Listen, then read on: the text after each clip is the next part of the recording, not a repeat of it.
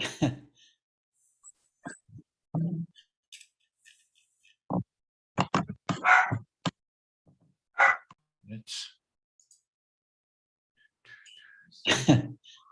right, go on.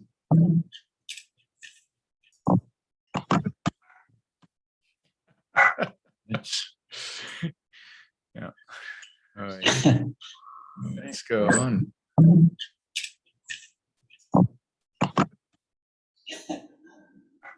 Yeah. All right. Jennifer's dog is bamboozling Zoom. You might want to mute. Start again. Yeah. And when. Okay. Come on.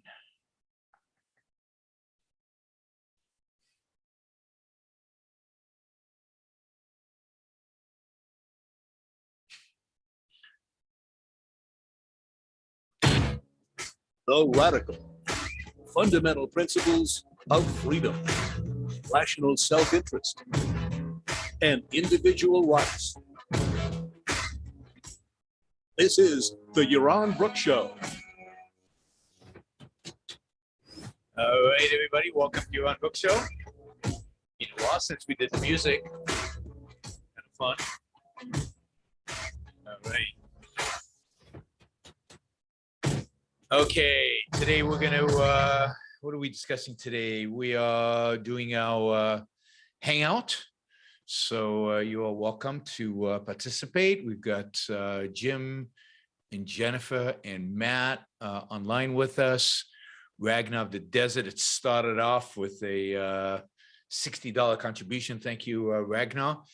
But of course, the target is 600 for tonight, as it is every show. We bumped it up. And thank you, best friend Hank. But of course, I don't bug you all show for contributions because that's our new deal.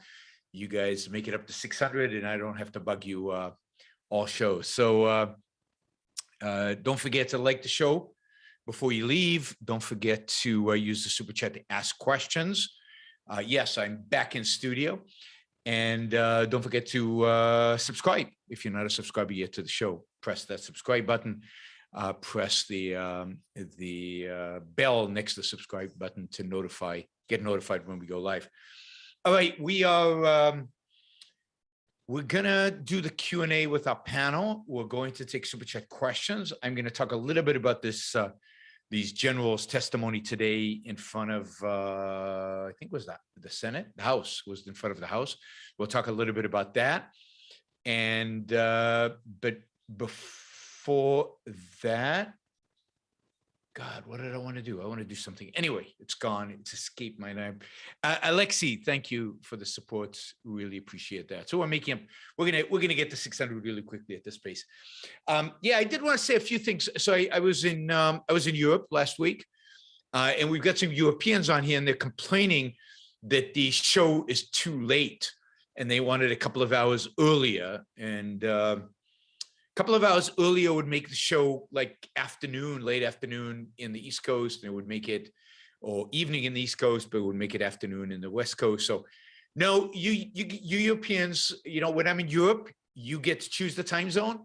When I'm in the US, time zone gets determined by the US. So you're just gonna have to live with it. Unless you know, pony up some big bucks, and then everything is negotiable, right? For the right price. Everything's negotiable, or at least everything that's not in principle bad is negotiable. So I was in Europe. We did a show from Lisbon. I'm back in Puerto Rico. We did shows from Lisbon, Vienna, and London. The only place we didn't do a show from that I visited was Athens. Next time we'll have to do a show from Athens, and that'll be fun. All right. Remember, super chat, you can ask a question. $20 questions get priority. So I'll integrate the $20 questions early on into the super chat cycle, and we'll go to the panel. But first, I want to say just a few things about the generals today. Pretty pathetic overall performance in front of the House, kind of defending their performance in Afghanistan or their decision making in Afghanistan. Also, of course, accusing President Biden of making a call to withdraw the troops in spite of the fact that the generals advised against it. Of course, the generals would have advised to keep troops there forever, which is what they've done now for a series of presidents. They did it with Obama. They did it with Trump. They did it with Biden. I find it hard to give credit to Biden, but anyway, Biden is the first president to actually live up to the promise of actually getting the troops out of Afghanistan. So kudos for that. But condemn him for the way it was done, the most pathetic display of both cowardice, bad management, bad decision-making. It was absolutely pathetic. Of course, the generals should be blamed. And this was interesting because nobody asked them questions about this, and they didn't take responsibility for this. The generals should be blamed for not having a plan for victory. They never had a plan for victory. They never executed on a plan for victory. You could argue that the politicians held them back, but I see no evidence of that. I see no general presenting an actual plan for victory other than let's occupy Afghanistan for the next 30 years and see what happens. So both parties should be condemned here. Biden for executing so poorly on withdrawal plans from Afghanistan, the generals for providing pathetic military intelligence for the withdrawal, and then, of course, the general for not having a strategy to actually withdraw with victory on our side. So Afghanistan was a disaster. There's plenty of blame to go around, but ultimately the blame has to go to the people who got us into it, the Bush administration, and the people who refused to win. The Obama, Trump, and Biden administration would refuse to win there. At least we're not there anymore. At least Americans are not dying in Afghanistan anymore. All right, let's start with questions. Jim, it's been a while. You get first dibs. Hey everyone, and thank you, Yaron. As always, it's a pleasure to see you, and it's been great seeing you out on the road again and doing interviews, doing debates and such. You really are an excellent popularizer for objectivism. I wanted to throw out a quick little thought there. I'd love to kind of popularize a new term, kleptocurrency, which essentially is pretty much any fiat currency that is used to steal value from people, which is pretty much all fiat currencies now. My question, in your opinion, if we had a pure free market, pure, I guess, objectivist ideal, in your opinion, would there be a role for government to identify people? That is to say, to give birth certificates, to keep track of people's identities, death certificates, and so forth. I mean, to some extent, yes. I don't know the extent completely, but yes, I think it would be part of the job of government to know how many people, and this is the purpose of a census, which is in the Constitution, to know who they're responsible for. You have special rights, if you will, civil rights, as a citizen that are above and beyond what what we would consider individual rights that every human being on planet Earth has. Being a part of a particular political entity, for example, you get to vote. You get other. Your property probably gets protected by the government outside of the United States. If you're traveling and something happens to you, it is the job of the United States government to protect your rights overseas. So it wouldn't do that for a visitor. It wouldn't do that for somebody who's not a citizen. Citizenship has meaning. So the government has a responsibility to keep track of its citizens and thus to keep track of who's voting. Now, all the mechanisms involved in how they do that, who votes, how does one vote, what do you vote for, all of that are interesting questions. Obviously, the founders were challenged by these questions and came up with some interesting, I think, original, creative solutions to those questions. I wish we'd kept some of the solutions. Some of those solutions are gone. For example, no direct election of senators would probably be an improvement over the system we have today. But I'm not in a position to tell you what the answers to all those questions are. I think that would have to be dealt with in a new constitutional convention held sometime in the distant future, not in the near future, because in the near future it would be a disaster, but in a distant future where we rewrote the existing constitution to be more consistent with the knowledge and understanding of individual rights that we now have that we maybe didn't have in 1776, and then figure out all the mechanisms that are involved in executing that, and certainly keeping track of who's in the country and who is a citizen is important. One of the reasons I believe that the government should monitor at the borders, in spite of the fact that I'm a supporter of open immigration, particularly open immigration in the ideal state, in our kind of end state. But I do believe that they have a role in monitoring the borders and figuring out who's coming in, is because of this issue. I think it's important for budgeting, for figuring out what are exactly your responsibilities and to whom, to know who's in the country at any, generally, and to know their status. It doesn't mean you have to monitor people as they leave and as they come. I don't think that's necessary, but at least have a broad sense of who's here, who's a citizen, who is not, is something that I think is important for the government to do. Again, the mechanisms of how to do that, I will leave to future generations that have to work through this. Thank you. A very well-rounded answer, and much more detailed than the one I gave in a recent debate in Facebook. Some very intelligent objectivist friends made the counter argument based largely on privacy, and I could understand their perspectives, but I couldn't help but think, how can you even enforce a contract between two people if you don't know who the two people are? Yeah, there has to be some mechanism by which somebody's identifiable. But again, there are two different senses. There's the law has to have some kind of objective means to say this person is, a specific person. Now, there are people in objectivism who are against any government involvement. Harry Binswanger is against any points at the border, no screening, no identification. I disagree. There is disagreement among objectivists. What a shock! And it's a debate we should have, but it's a debate we've got many, many, many decades to have before we have to implement. Unfortunately, it would be nice if it was urgent for us to finalize our decision about these issues, but I think we've got a long time before we're going to be implementing that kind of government and have to worry about these kind of things. Bigger fish to fry. Thank you. Yep. All right, Jennifer. When you were in England, did you talk to anybody about there's a shortage of truck drivers and the natural gas prices are supposed to go up a lot? Yeah, so this is certainly in England, but Europe-wide. England is in a funny position where they have a shortage of power.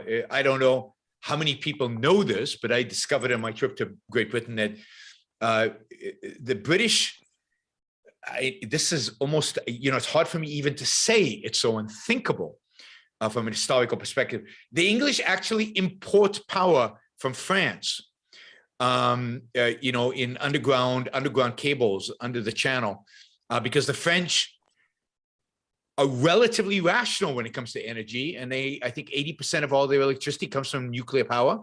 They have excess, and they sell it to the Brits. So Britain is actually dependent on the French for power. There is a natural gas shortage. There are problems with getting LNG. Europe generally is in a position where they're hugely and increasingly reliant on Russia for natural gas. Natural gas, in spite of the fact that you could frack in England. England has vast natural gas reserves that you would need to frack in order to get to. There is massive resistance within England for any fracking.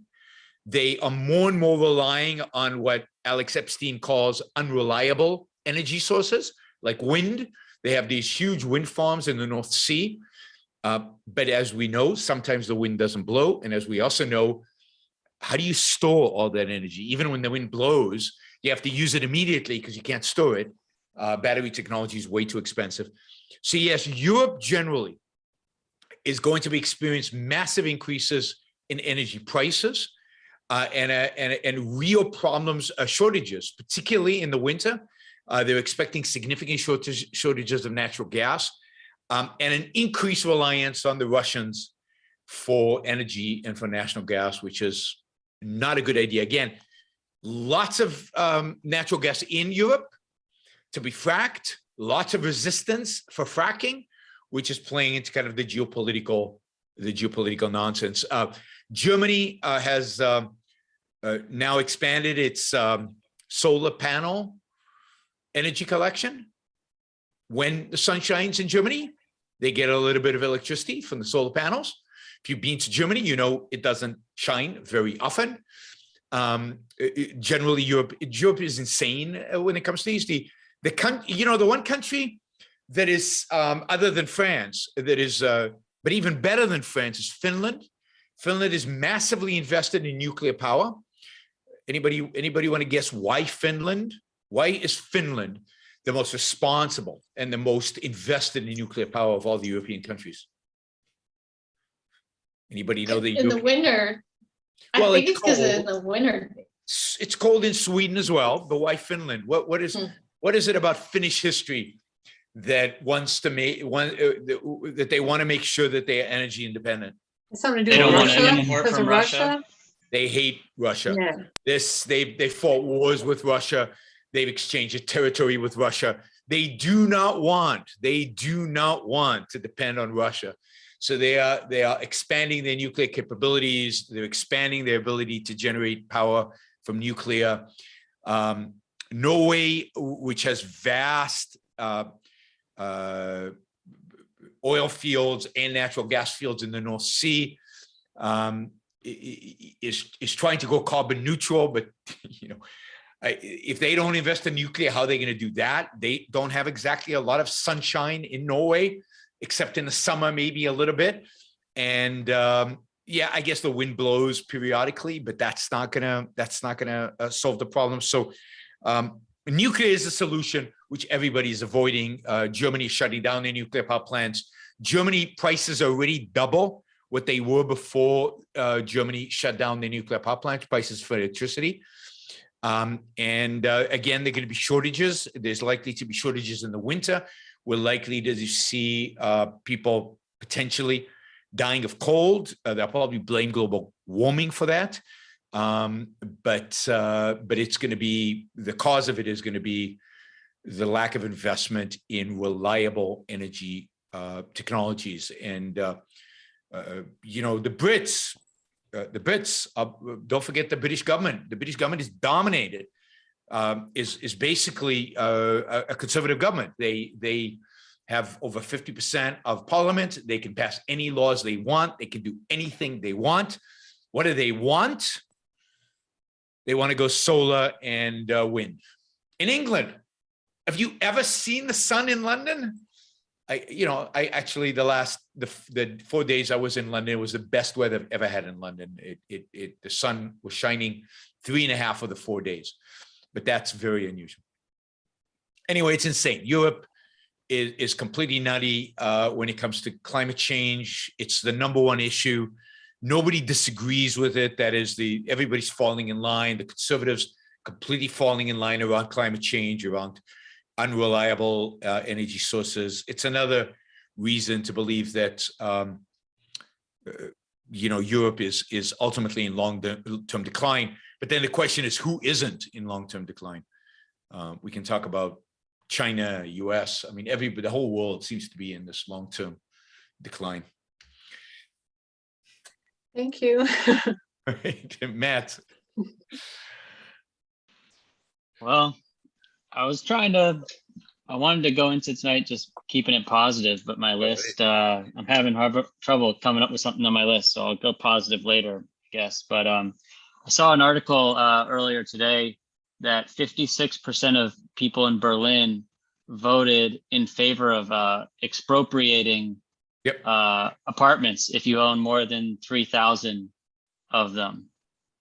Yeah, I was gonna. That's not a question, but I was going to make that a topic for tomorrow's show. But yes, basically in Berlin, they voted to nationalize the housing sector. So a significant number of apartments, condominiums are now going to be confiscated by the state from their private owners. This is a country that used to, half of which used to be under communism. This is Berlin. This is where the Berlin Wall was. This is where you saw the difference between West and North and West and East, where you saw the difference between a little bit of freedom and no freedom at all. And yet nobody learns anything from history ever. It drives you crazy. And yes, they are reinstating the state owning the means of production. In this case, the means of living, and it's pathetic. Berlin has become a kind of a woke city. It's the city where all the hipsters live. It's a young, artsy kind of artsy community. Left artsy tends to be leftist, and they probably, I didn't see how Berlin voted in the general election, but they probably voted even more tilted left than the general election was in Germany. Generally, Germany tilted mildly to the left, just a little bit. So they went from right of center to left of center, but they didn't go all the way left, which was the real fear in this election. My guess is Berlin went all the way left because that's what Berlin is. It's like California or New York. It's a real question and a real challenge for all of us to think about is why are there centers where education is high, educational attainment is high, where salaries are high, where professionalism is high, where technology is high, where art is high, but also production is high, where people produce and are creative and entrepreneurial, why those parts of the world tend to be so left, right? That is, I think, a failure of the right. I think it means something. It says something about the right that it can't attract those people to vote for it. To offer a better alternative. Yeah, there's the right Me Too's the left on the things that are unimportant to the right, which is economics, and they stick on principle and the things that most people reject, like religion, abortion, things like that. So nobody wants to vote for them. Who tends to be more intelligent, more intellectual, more more pro science, more pro these things. So it is sad. It is sad. We have left and right both pathetic. But yes, we just nationalized the housing sector in Berlin. So much learning from what happened under communism. Yep. And under Nazism too. And under Nazism, yes. You think Germany would know, but no. Every generation has to learn anew. I guess it's unbelievably. It's unbelievable how anti-intellectual the period we live is today. All right, Debbie. Hi, Yaron. Hey.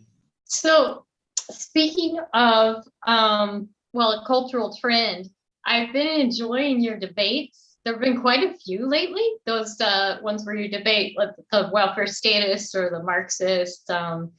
Those really have been interesting.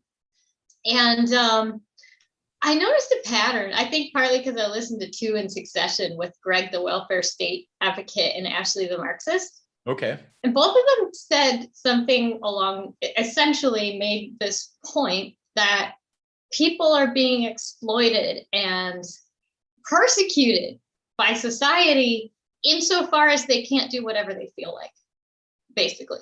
you know, like the self-debasing traitor that Greg talked about. And I didn't catch his last name, but I think his first name was Greg.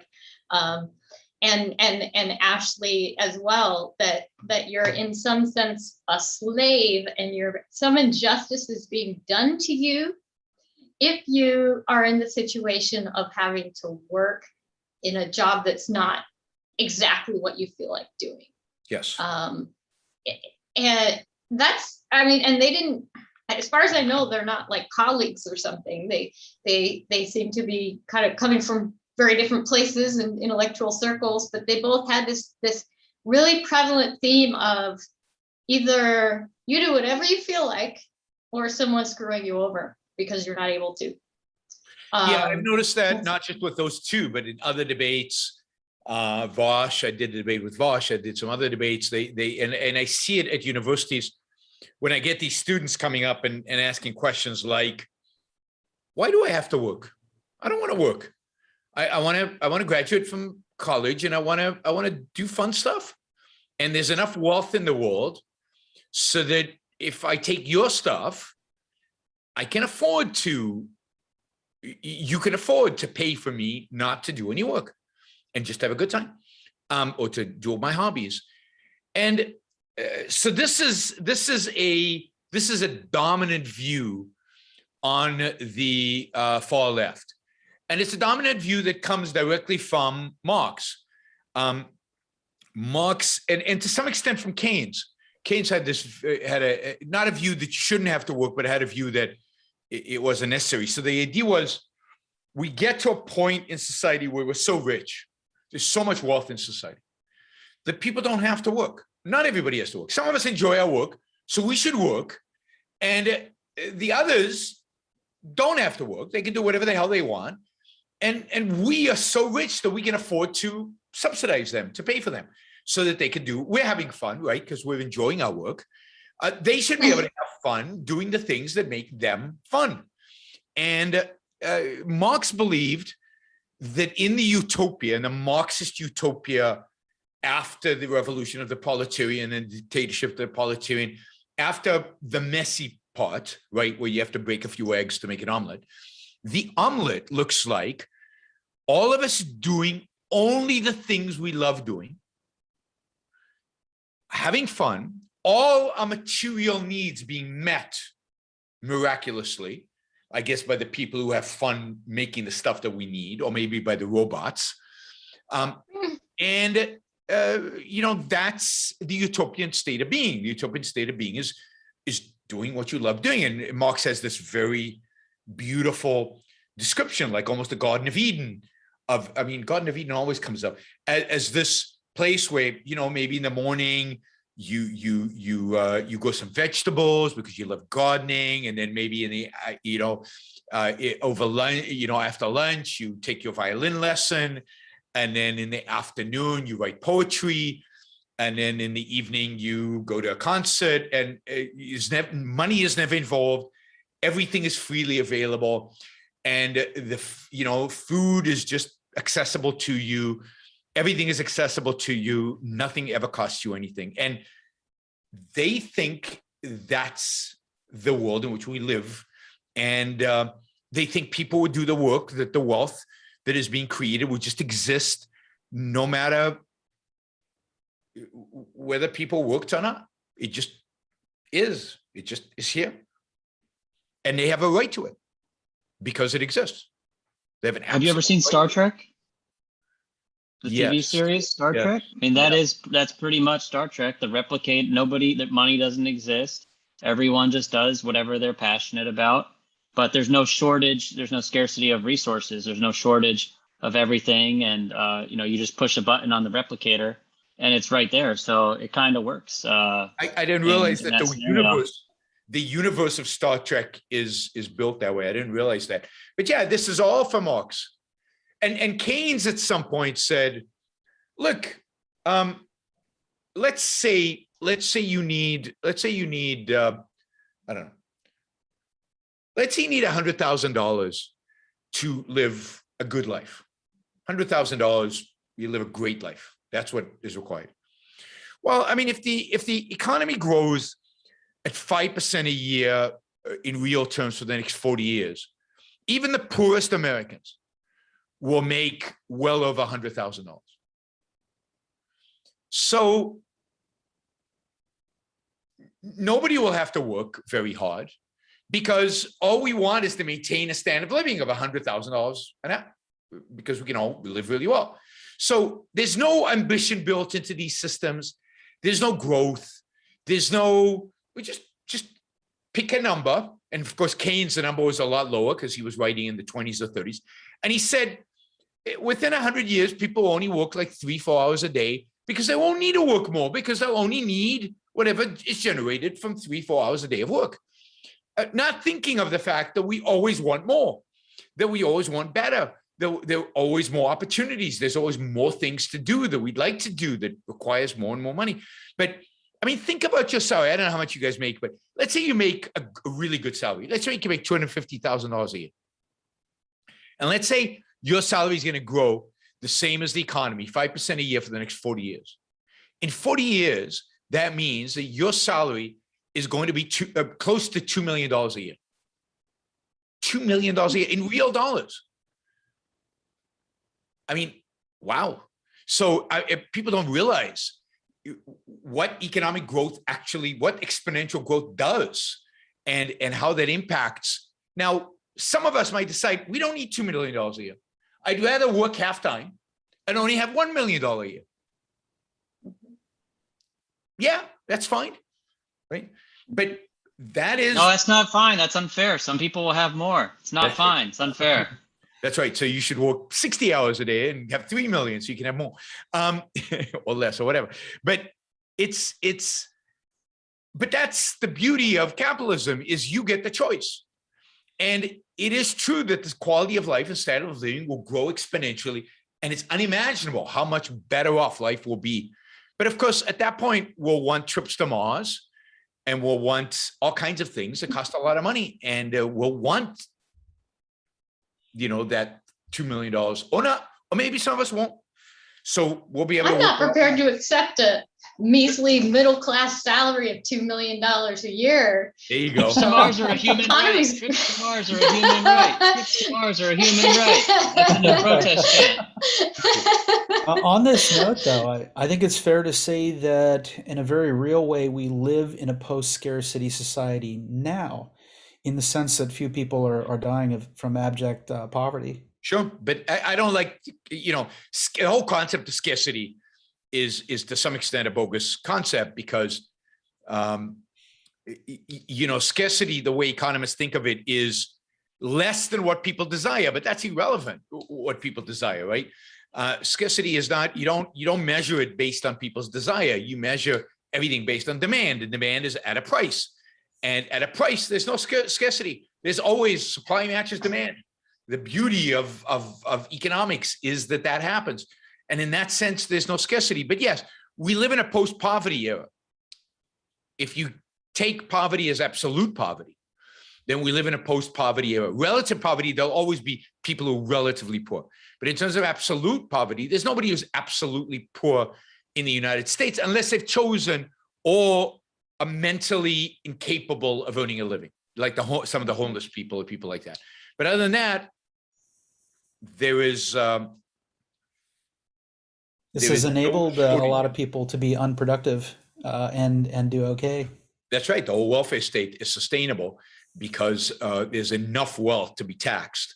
Until there's not. They can sustain a welfare state. And welfare states are sustainable for far longer than I think maybe even Iran thought in the 60s and 70s, because of the amount of wealth we create, that and the fact that we're willing to work under conditions where you know, half of my income is taxed away. We've had to invent terms like relative poverty and food insecurity because we don't have real poverty and we don't have real hunger. We don't. I mean, even the homeless, if they applied for the welfare and they applied for all the social programs that they're eligible for, they would not be homeless and they would not be poor in an absolute sense. They would be relatively poor, but not in an absolute sense. All right, Naveen. Hey, Ron. Have you heard of this guy called Maxime Bernier from Canada? He's running for the other Conservative Party, basically in Canada. It's called the People's Party of Canada, PPC, I guess. Yep. And I just heard I was listening to an interview of him by Jordan Peterson. Yep. And this guy is great, right? He's running for he's forming another Conservative Party because he says the right is not right anymore. The right is left as well. Basically, they're both the same. Yep. So I want to form a Conservative Party, and just to read a couple things, his platform, right? He's against vaccine passports. He's against the C16 in Canada, the gender, neutral pronouncing that thing.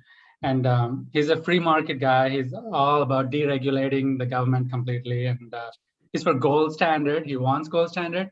He doesn't mind Bitcoin because he wants competition in all aspects, basically. And he's talking about equality before the law. He's not talking about equity or equality. Mm-hmm. He's talking about equality before the law and things like that. And he's saying, he was also saying, he says ideas matter. He says, I don't want to just say things because I'm going to win the election.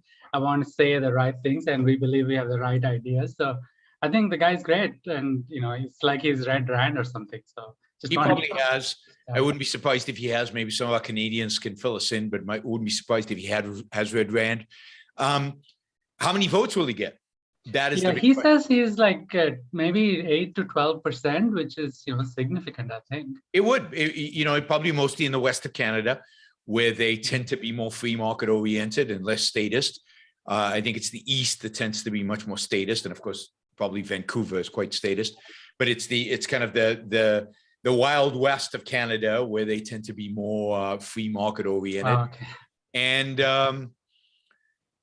it's what is interesting is that Canada is a much more secular country than the United States, which is good for them. And therefore the right over there is much more secular than the American right. And I think as a consequence, much more sane than the American right. They're also a lot less wrapped up with nationalism. And so I do think that there are countries out there that have the potential to have the right. Now, the election was already held, so I don't know how much he won in the election. The election was just held like a week ago. Trudeau won a small majority. So Trudeau actually called for the snap election, thinking he would win big, and he didn't win big. He won small, so he didn't get the mandate he was expecting. But he is not big enough to have an impact, right? Okay. Yeah, if you're able to, I think you should try to interview him or something, because he'd like to, I think, because he's very familiar with American politics as well. Sounds like. So, what's his name again? Maxime Bernier. That's right. I've heard of him. Yep. That's the People's Party, I believe. Party. Yeah, and I don't know how many votes they got.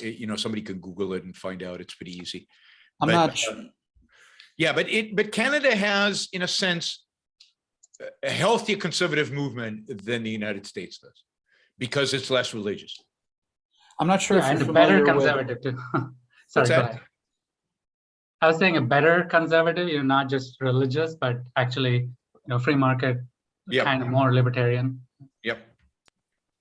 Yes. I was going to say, I don't know if you're familiar with YouTuber Viva Fry, not his actual name, but a lawyer, very popular vlogger now, also ran in the recent Canadian elections in the same party. I think that you might want to look him up, look at some of his material, as well as podcasts with Robert Barnes as well, an American lawyer. And the two of them, I think having them interview you or you interviewing them, I think you might find very fruitful. Yeah, so I'm just looking here, he left the Conservative Party in 2018, 2017, started this political party in 2018. They ran 312 candidates in the Canadian federal election. None of them were elected to parliament, not a single one of them. They did gain 5% in the popular vote. This is in the current election in 2021. Okay.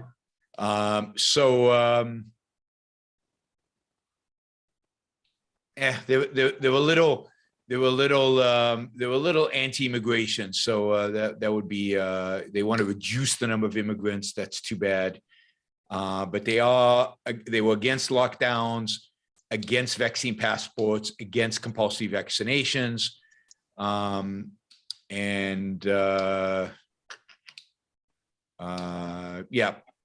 I'd have to dig in to see how good they are on some of these other issues, but Yeah.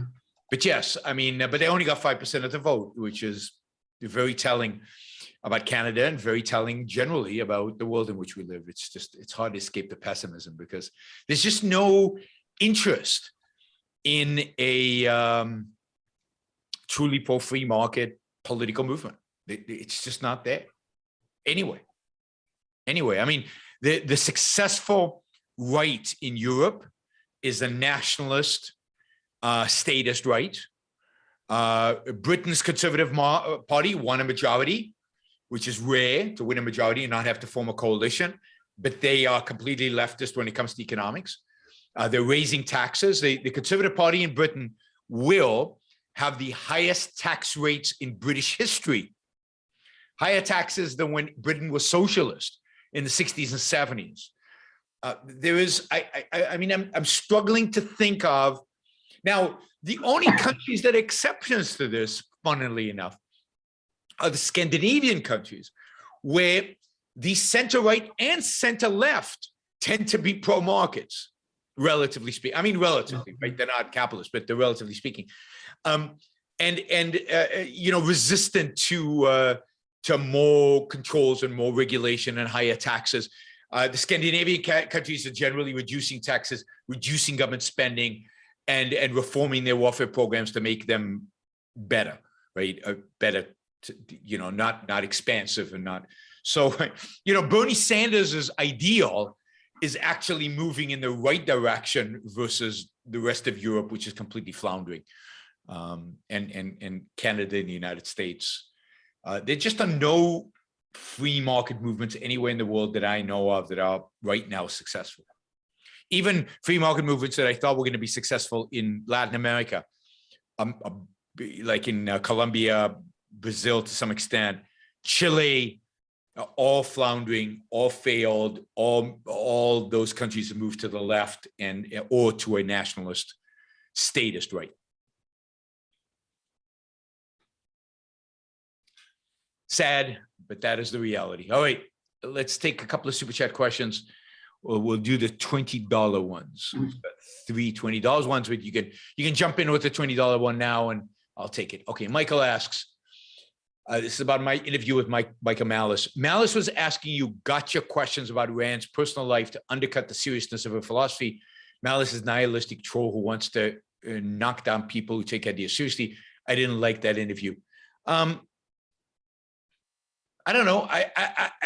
A lot of people seem to, yes, have liked that interview. And I thought he asked questions that are on a lot of people's minds, and he gave me an opportunity to answer them. He didn't challenge my answers. He wasn't obnoxious about my answers.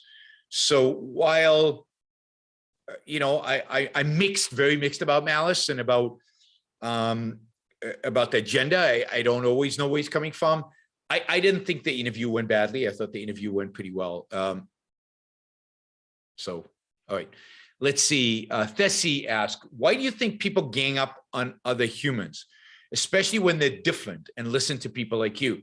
Any advice for ongoing nonstop bullying, passive aggressive and direct by jealous fake people? I think people gang up on people that are different because people who are different are always a challenge.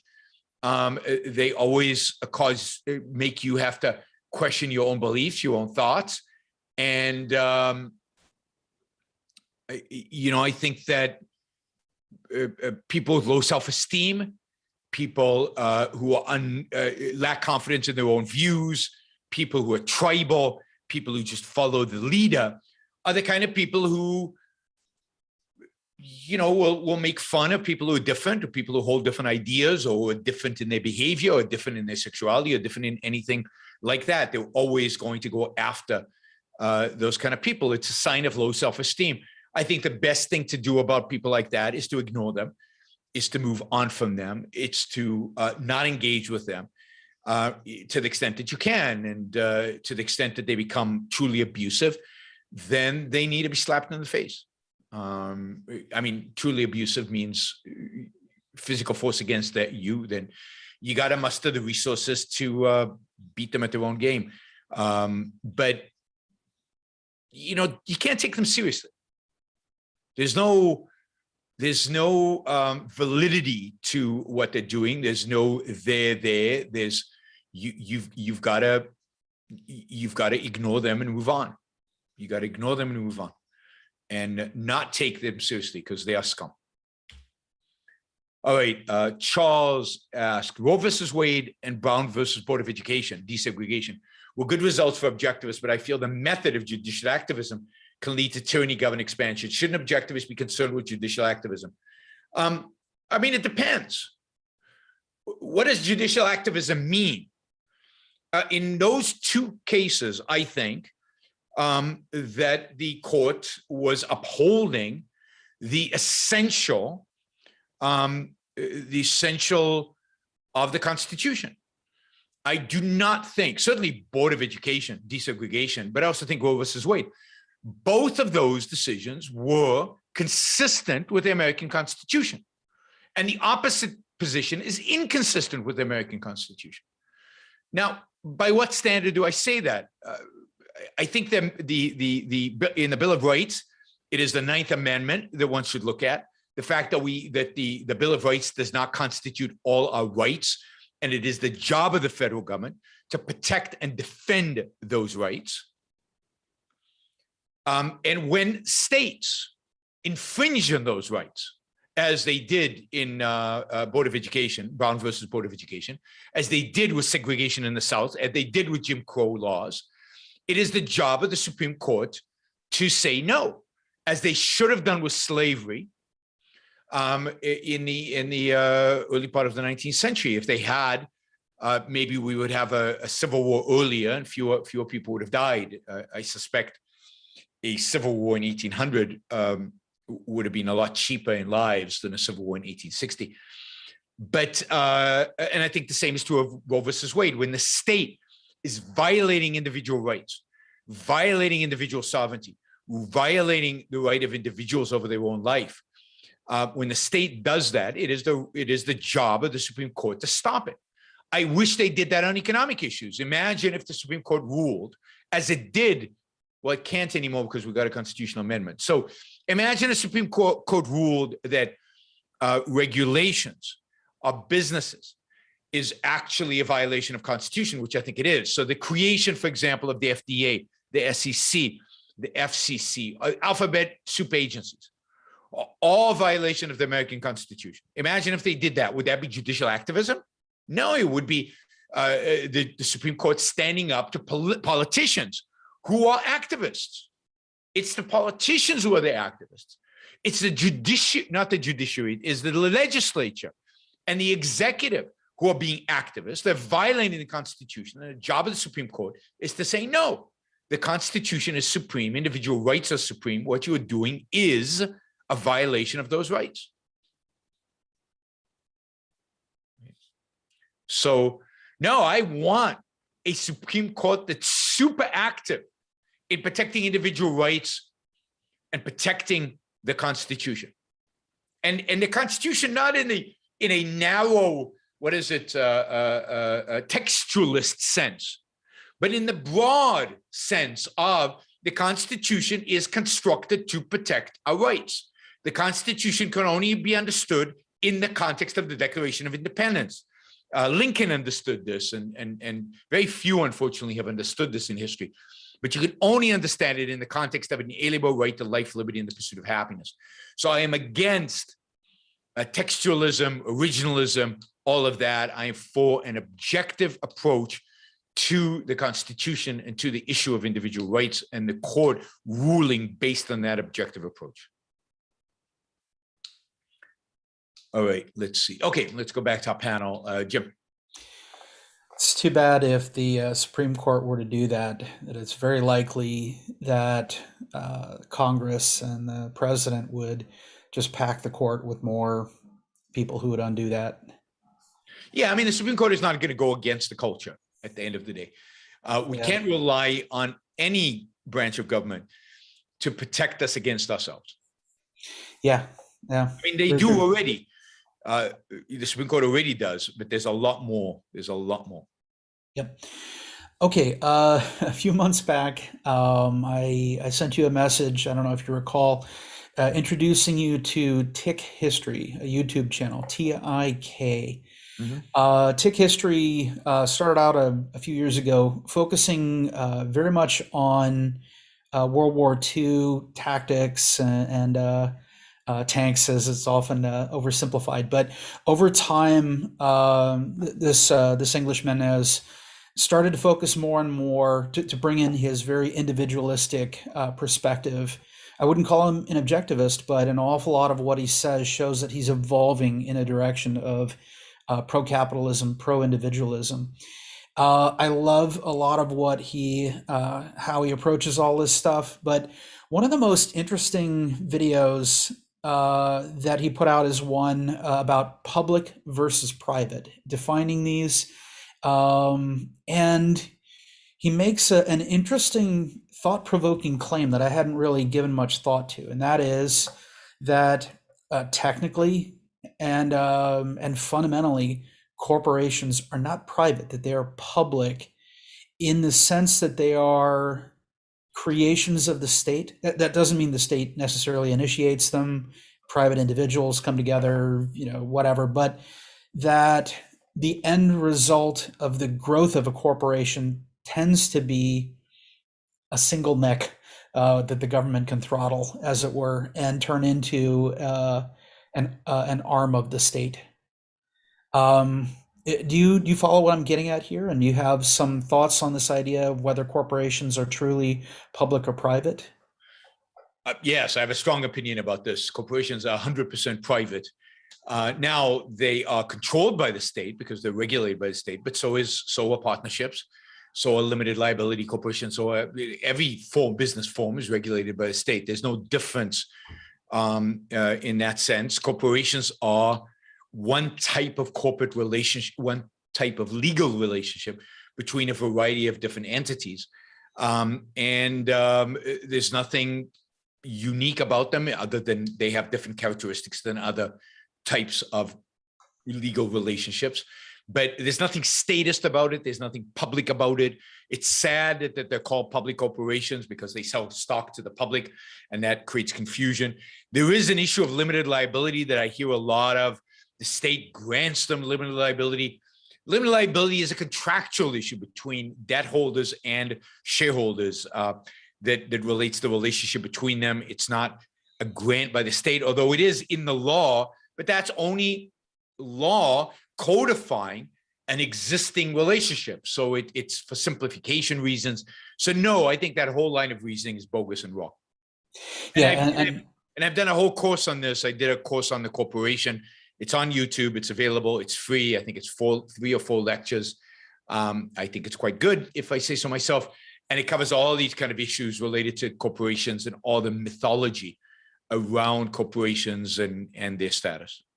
Yeah, and I completely agree with you on this too. And the alternative, unfortunately, would literally be just small family businesses and whatnot, and that's not super scalable.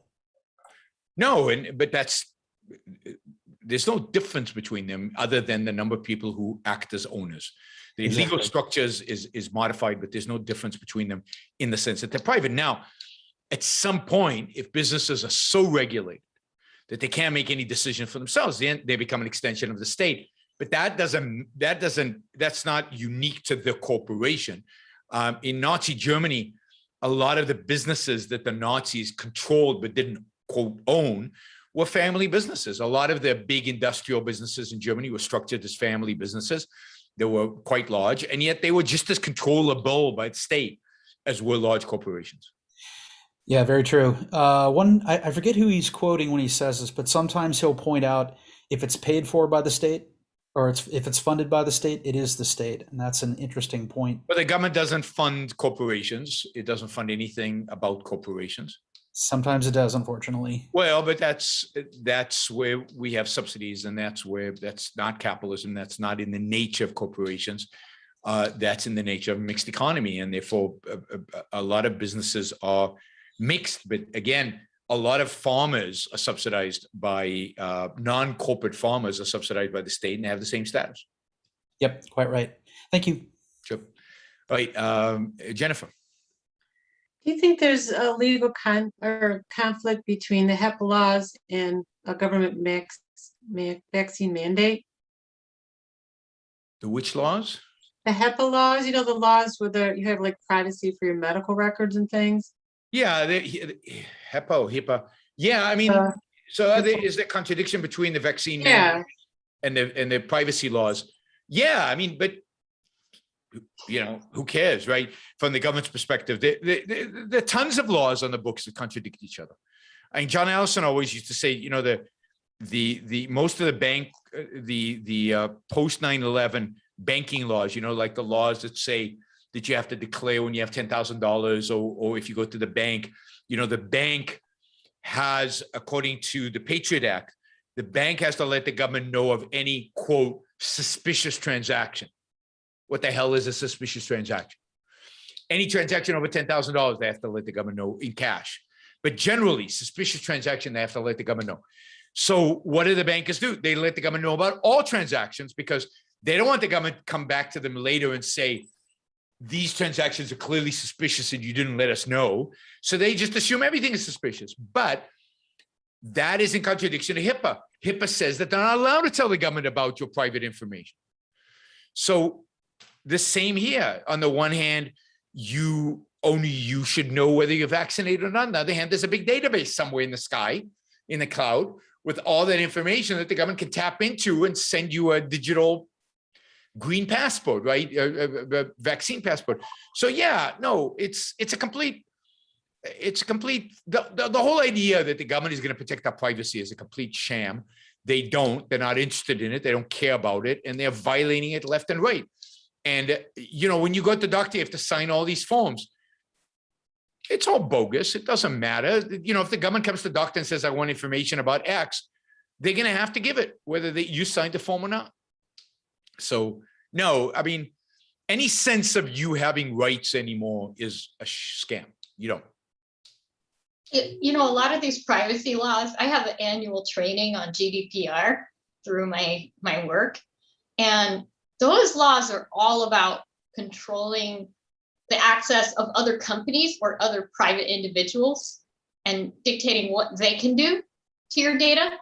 There's one word, at least in the training that I get every year on GDPR, not one mention about whether or not governments can access the data. Those laws are set up to restrict and control companies exchanging data or getting access to personal data, not so much the governments, because the government's the good guy. Yep. They're there to protect you from the evil corporations that want to sell you things that you can choose not to buy. Amy Peikoff has a whole interpretation of this kind of stuff around the third-party law, something doctrine, about third-party doctrine. And that is when you give up your information to Google, according to the third-party doctrine, you have given away your right to privacy vis-a-vis the government. So the government can demand that information from Google without asking for your permission. The same for the doctor, the same for anything. Any information you give to a third party, the government now has access to, and that is a completely bogus. Amy thinks the Supreme Court's going to overturn the third-party doctrine. We'll see if that actually happens, but she thinks that there is a good chance that they do. By the way, what that really means, this whole $10,000 transaction means, is that when you contribute to the Yaron Book Show, you should make it $9,999, not $10,000. I think they recently lowered that to $600. Really? Cash? It's not a cash. Any transaction, any bank transaction. Yeah, I wouldn't be surprised. Now they have AI. They can track all these transactions like that, right? It used to be they had to go by hand. Now it's all electronic. It's easy to get. All right. Oh, sorry, it's a proposal. I don't think it's been approved yet. Well, once we have digital, Federal Reserve digital currency, and we're denied the use of cash, which is coming, right? Yeah, That cash totally. will disappear. We won't have cash. They'll have a record of every single transaction that you engage in, because it'll be in their quote cryptocurrency that they monitor and they know everything about. That's the whole purpose of central banking digital currencies, is to prevent us from doing anything that they are not aware of. They want full transparency to every transaction that you engage in.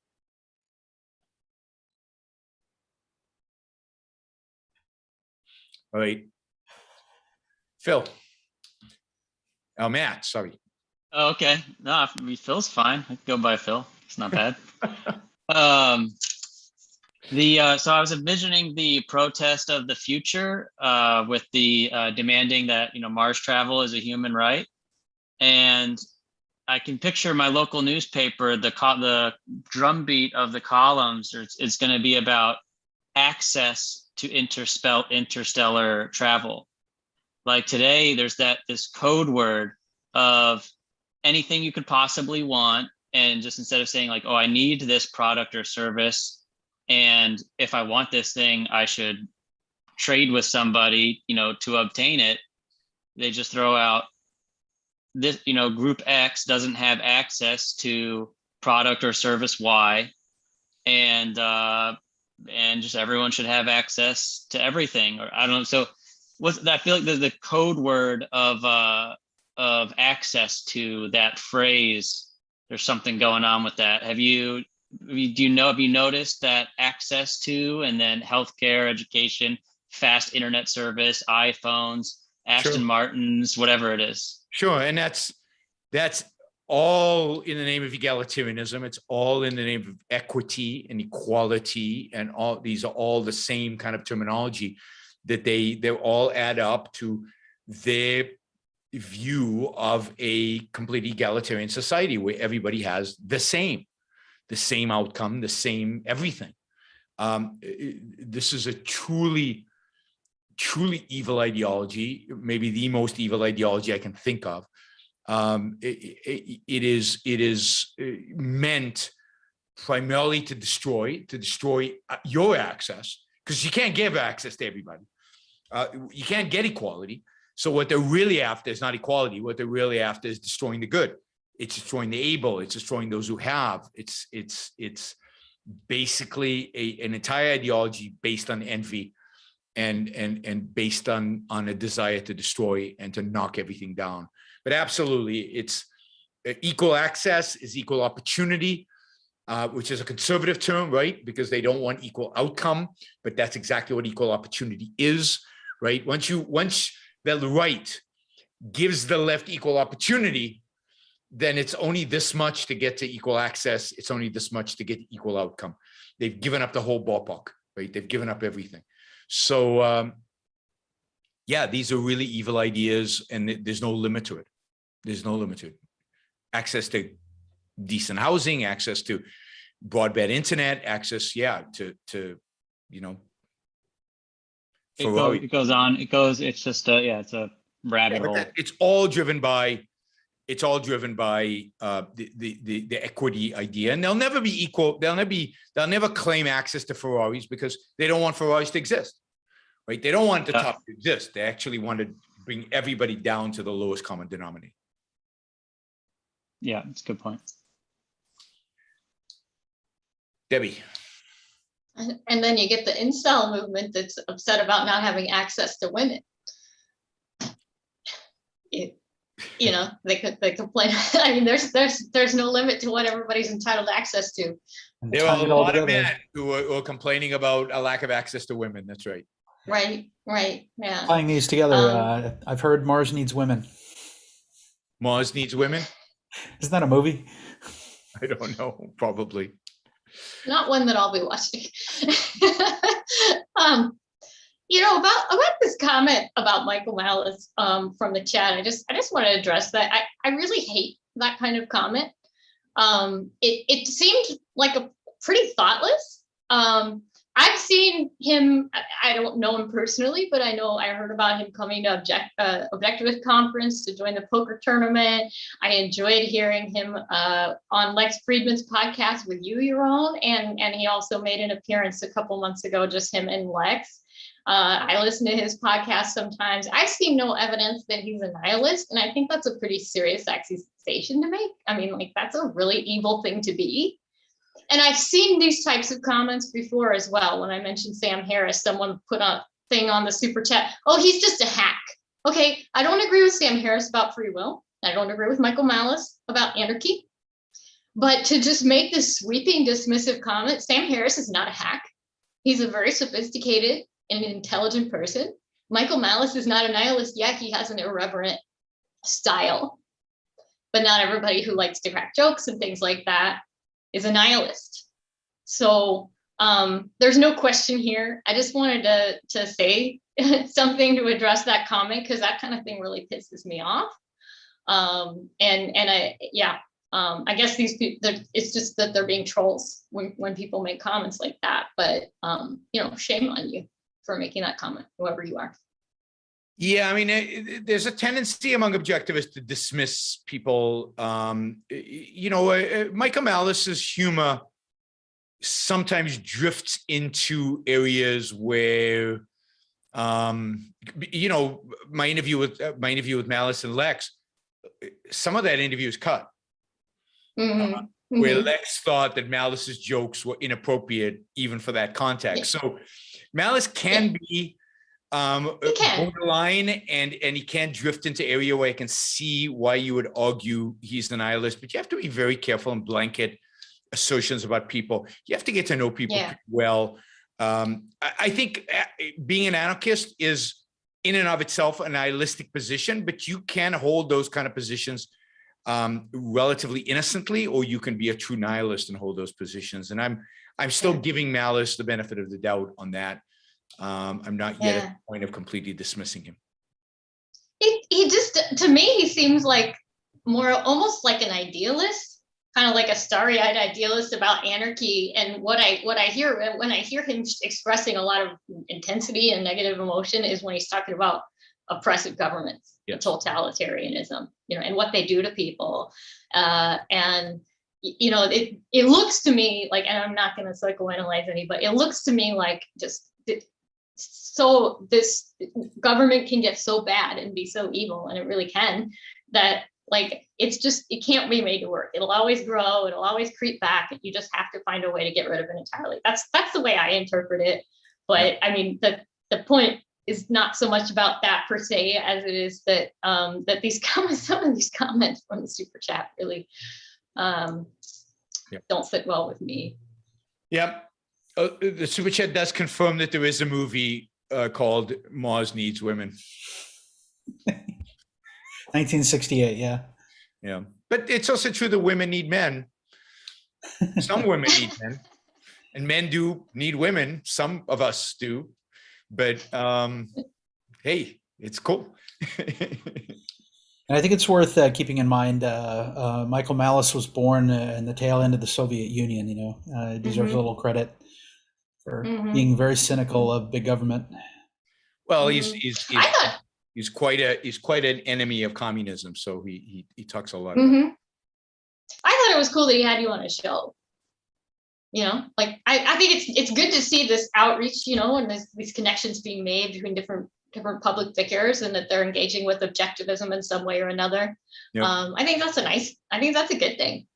And as an outsider, I've noticed that he gives you very special deference, Yaron. He has enormous personal respect for you. You can see it. Yeah. He even talked about you that way when he was on Lex's podcast without you. Like that something to the effect of like, oh, Yaron's very, very smart, intellectual, you got to be on your A game when you're talking to Yaron, or something like that. It was kind of cute. Well, that's good. It's good to be appreciated. Good. All right. Thanks, Debbie. Naveen.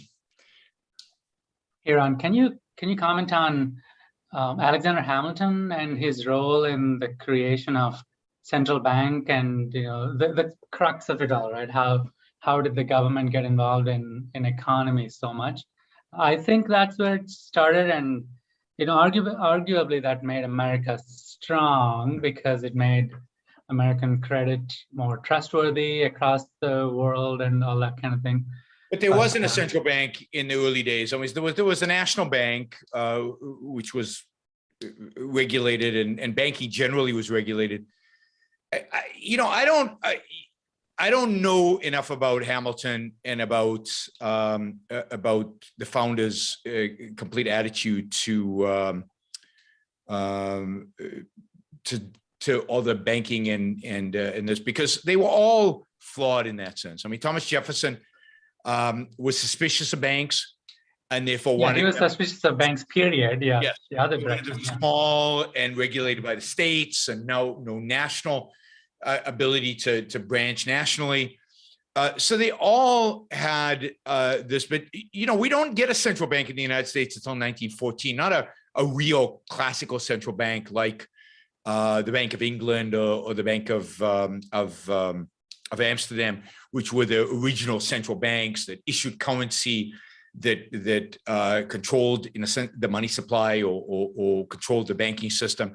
We never really got that. We got a national bank with a confusing charter, and I don't remember the entire history of it, but a charter that required them to buy a certain amount of government bonds, which funded the government. So, central governments love banks because they can force them to buy their own bonds, which is a way for the government to fund itself. And that was part of the issue. But generally, my understanding is that Hamilton wanted a much bigger role for banking in American governance, in particular, was interested in ultimately having a central bank, even though there wasn't one in the beginning. Right, it was only founded in 1914, and what we got, and it was later repealed by Andrew Jackson, repealed the first national bank. And again, the national bank was not a central bank, but it wasn't a free market bank either. It was some hybrid creature that was neither here nor there. But having a central bank was almost inevitable in the United States, given the intellectual background, given where the world was heading, given the way America regulated its banking industry, which created huge instability. And therefore, it was just a question of time before people demanded something that supposedly would establish stability across the banking system, which they thought would be a national bank. And all the world's great powers were using their national banks and central banks to pay for wars and pay for big projects. Well, yes, but in the end, central banks don't pay for wars and pay for projects because all that money has to be paid by the people who actually create the wealth. Central banks don't create wealth. They just redistribute it. The wars and everything ultimately had to pay by either higher taxes or inflation, which is all of us paying for them. So, but the central banks gave governments much more control over the flow of money and much more ability to raise money for projects, including wars. And to redistribute it over time across the population. Isn't that just another way to do like stealth taxation? Yes, but it's stealth. So it's people rarely rebel against stealth unless it gets too bad and you get very high inflation. But they don't rebel against low inflation. They don't rebel against the fact that prices are not going down when they should be going down, but they're flat instead. They don't rebel against that. So people don't rebel against inflationary taxation unless it's very, very explicitly high. Right. And very often it wasn't stealth too. Very often it was simply selling bonds to other countries or to private citizens. But even if you sell the bonds, you have to pay them back. That's right, with interest. And when you have to pay them back, you have to get the money from somewhere, and that money either comes from inflation or from taxes. There's just no way to get around the fact that all government spending has to come either from inflation or taxes. Yep. How come in old movies, like I've seen some old movies where in World War II, they've got the bond rally where they're trying to get out there and encourage people to buy the bonds. at what point did like the pretense of needing anybody to buy like government debt, when did that like go away? Because now it's just like, it's not even a consideration. You know, they want to do, oh, let's do another 5 trillion, whatever. Who cares who's going to buy the bonds? It's whatever, you know, it's. When went away last year, 2020, when the Federal Reserve basically was buying, there were months where the Federal Reserve was buying every single bond the government was issuing. Like there's no effort anymore to even pretend that somebody needs to buy the bonds. There is some effort because everybody realizes that the central bank can't do that forever. That there are real problems if the Federal Reserve does that forever. But you know, in the 1990s, I remember the 1990s with Bill Clinton, there was real concern about what would the bond market think of this policy, or what would the bond market think of that policy. And the idea was if the bond market didn't like it, interest rates would go up and the cost of borrowing for the US government would go up. And that was a bad thing. And therefore Clinton reined in government spending and did relatively rational things. And I remember headlines in the newspapers, politicians cower before the bond market. The bond market is running the, you know, but that all went away starting in 2008 and suddenly went away once we get into 2020, because now the Fed could do whatever it wants. You know, if the bond market is demanding a higher interest rate and won't buy the bonds at the interest rate being offered, the Fed will step in and buy them at that interest rate. So any kind of discipline that the bond market had on government spending in the United States is completely out the window. I think it's because after 2008, it basically worked. There's supposed to be that feedback mechanism of irresponsible borrowing is supposed to lead to higher interest rates, and it never materialized. You know, at least in a nominal sense, like you said, maybe prices should have gone down, but they stayed stable. So I mean, they got away with it. So there's not it's just going to keep going until there's some really harsh negative feedback. Yep. Yeah, I mean, the Fed originally couldn't buy government bond, wasn't allowed by law to buy government bond. That changed. It certainly changed once we went off the gold standard in 1971.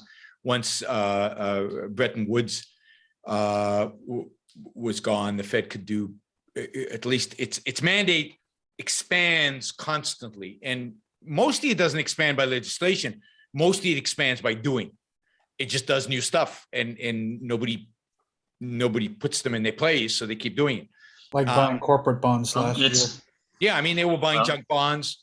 Last year they were buying junk bonds. They were going into the bond market, stuff that even 3 years ago would be considered unthinkable that the Federal Reserve would do. They did in 2020. Nobody said anything. Nobody cares. Ask for forgiveness, not permission.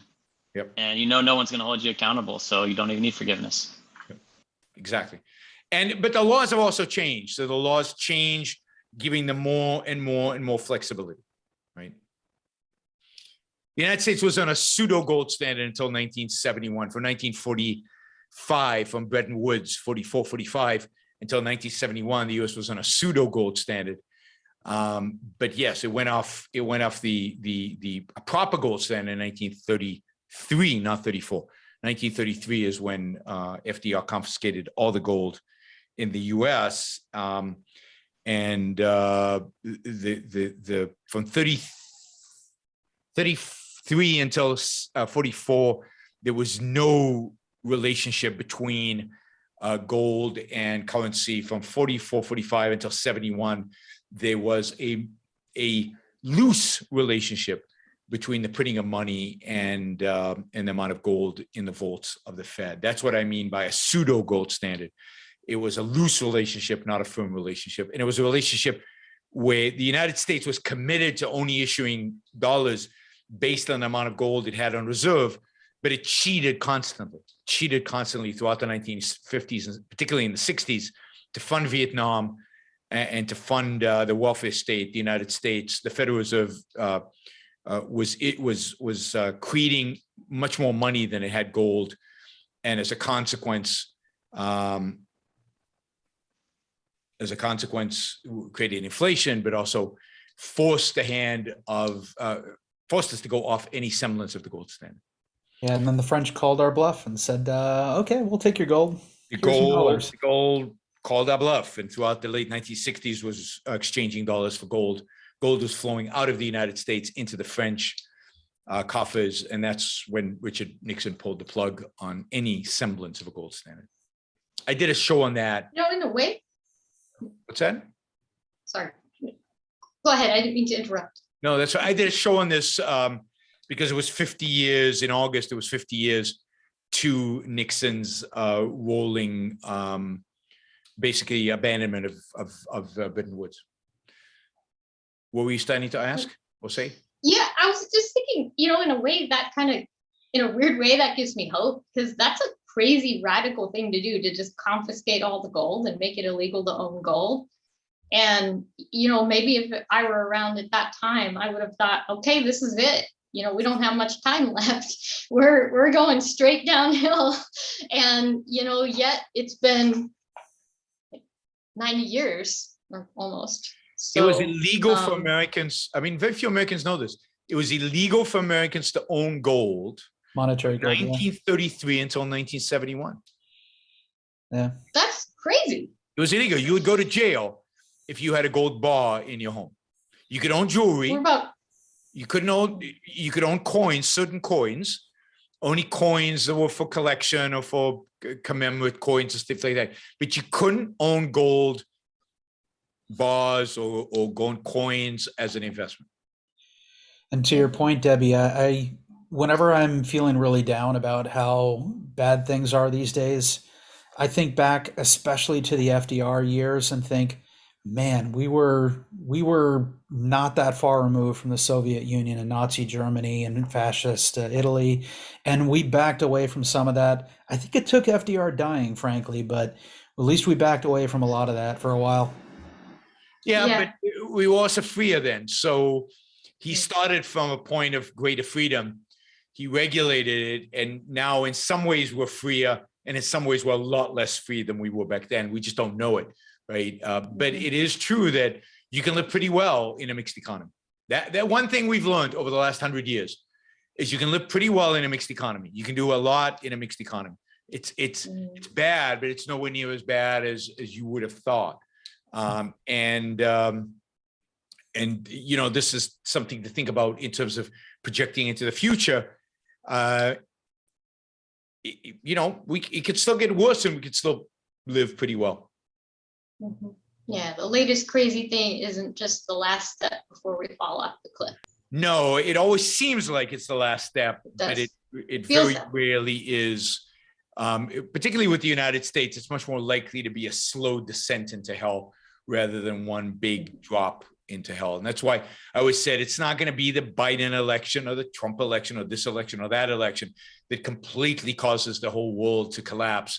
It's much more who puts us on a steeper curve downwards over the long run. Yeah, and I think broadly we could be in a dystopian nightmare and yet not have the things that we saw in the early 20th century. Like, you don't have to have death camps anymore to silence people. You don't have to have people starving to have. Well, we don't know that. We don't know that. I'm not sure. Not to say it's a given, but I'm no, saying I'm not sure that's true though, because if wealth will now be created, national income wealth will decline, people will start starving, and people will rebel, and people will be put in camps. So my view is no. Ultimately, it has to go that way, but it can take a long, long time to get there. Yeah, long time to get there. And all those people emitting carbon dioxide, we're going to have to be dealt with. Absolutely. So stop breathing, because you're all emitting carbon dioxide. The only time you stop emitting carbon dioxide is after you're decomposed, because the actual decomposition process, I think, emits carbon dioxide. All those worms eating you is emitting carbon dioxide. So we have to cancel the worms. Corey, thank you. All right, let's jump into some of the super chat questions. We're still, I don't know, what is it, Ali, how far are we from our goal? We're probably about 250 still from our goal. So, but Corey's taken us a little bit in the right direction. How do you deal with the dishonesty of intellectuals such as Sam Seda on the left without getting frustrated or angry? You seem to keep your composure very well, whilst I am on the edge of my seat seething. Is it just something you get used to? Yeah, but partially you're in the middle of the debate, right? I'm much more seething if I'm on the sidelines. If I'm, this is why I don't watch television news. This is why I don't participate in audience in other people's debates, because then I start seething. Then I start really getting upset. So part of it is when you're engaged in the fight, it's much easier to deal with them because you're answering them. And I always think about the fact that my focus is not them. My focus is not Sam Seda. I don't give one iota about Sam Seda. He can go to hell as far as I'm concerned. I'm trying to appeal to the better people in his audience, the few who are better in the audience. And for them, if I just go off on him, that is not going to get me anywhere. I need to be able to rationally, calmly address the issues that he's raising, because the issues in the minds of people who are not necessarily dishonest. If everybody who listened to Sam Seda was dishonest, there'd be no point in me debating him. I have to assume that some of them are,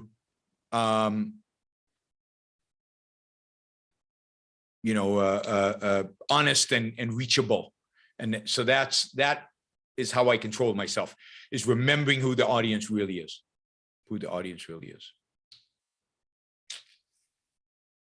All right. People are trying to hold Ali accountable for her math, but you know what? Ali's pretty good at this. Don't question Ali. Right? She caught the fact that it was Australian dollars well before the rest of you did. So she's on top of it. All right, let's get to some of the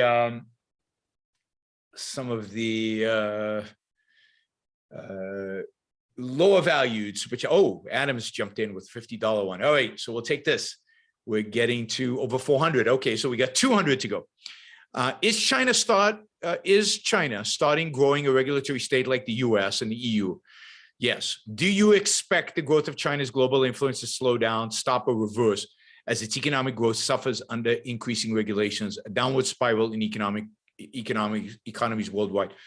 Yeah, I mean, I think what we're seeing in China is much more than them just establishing a regulatory state like the US and EU, because I think it's much more than just politician marginally increasing their power.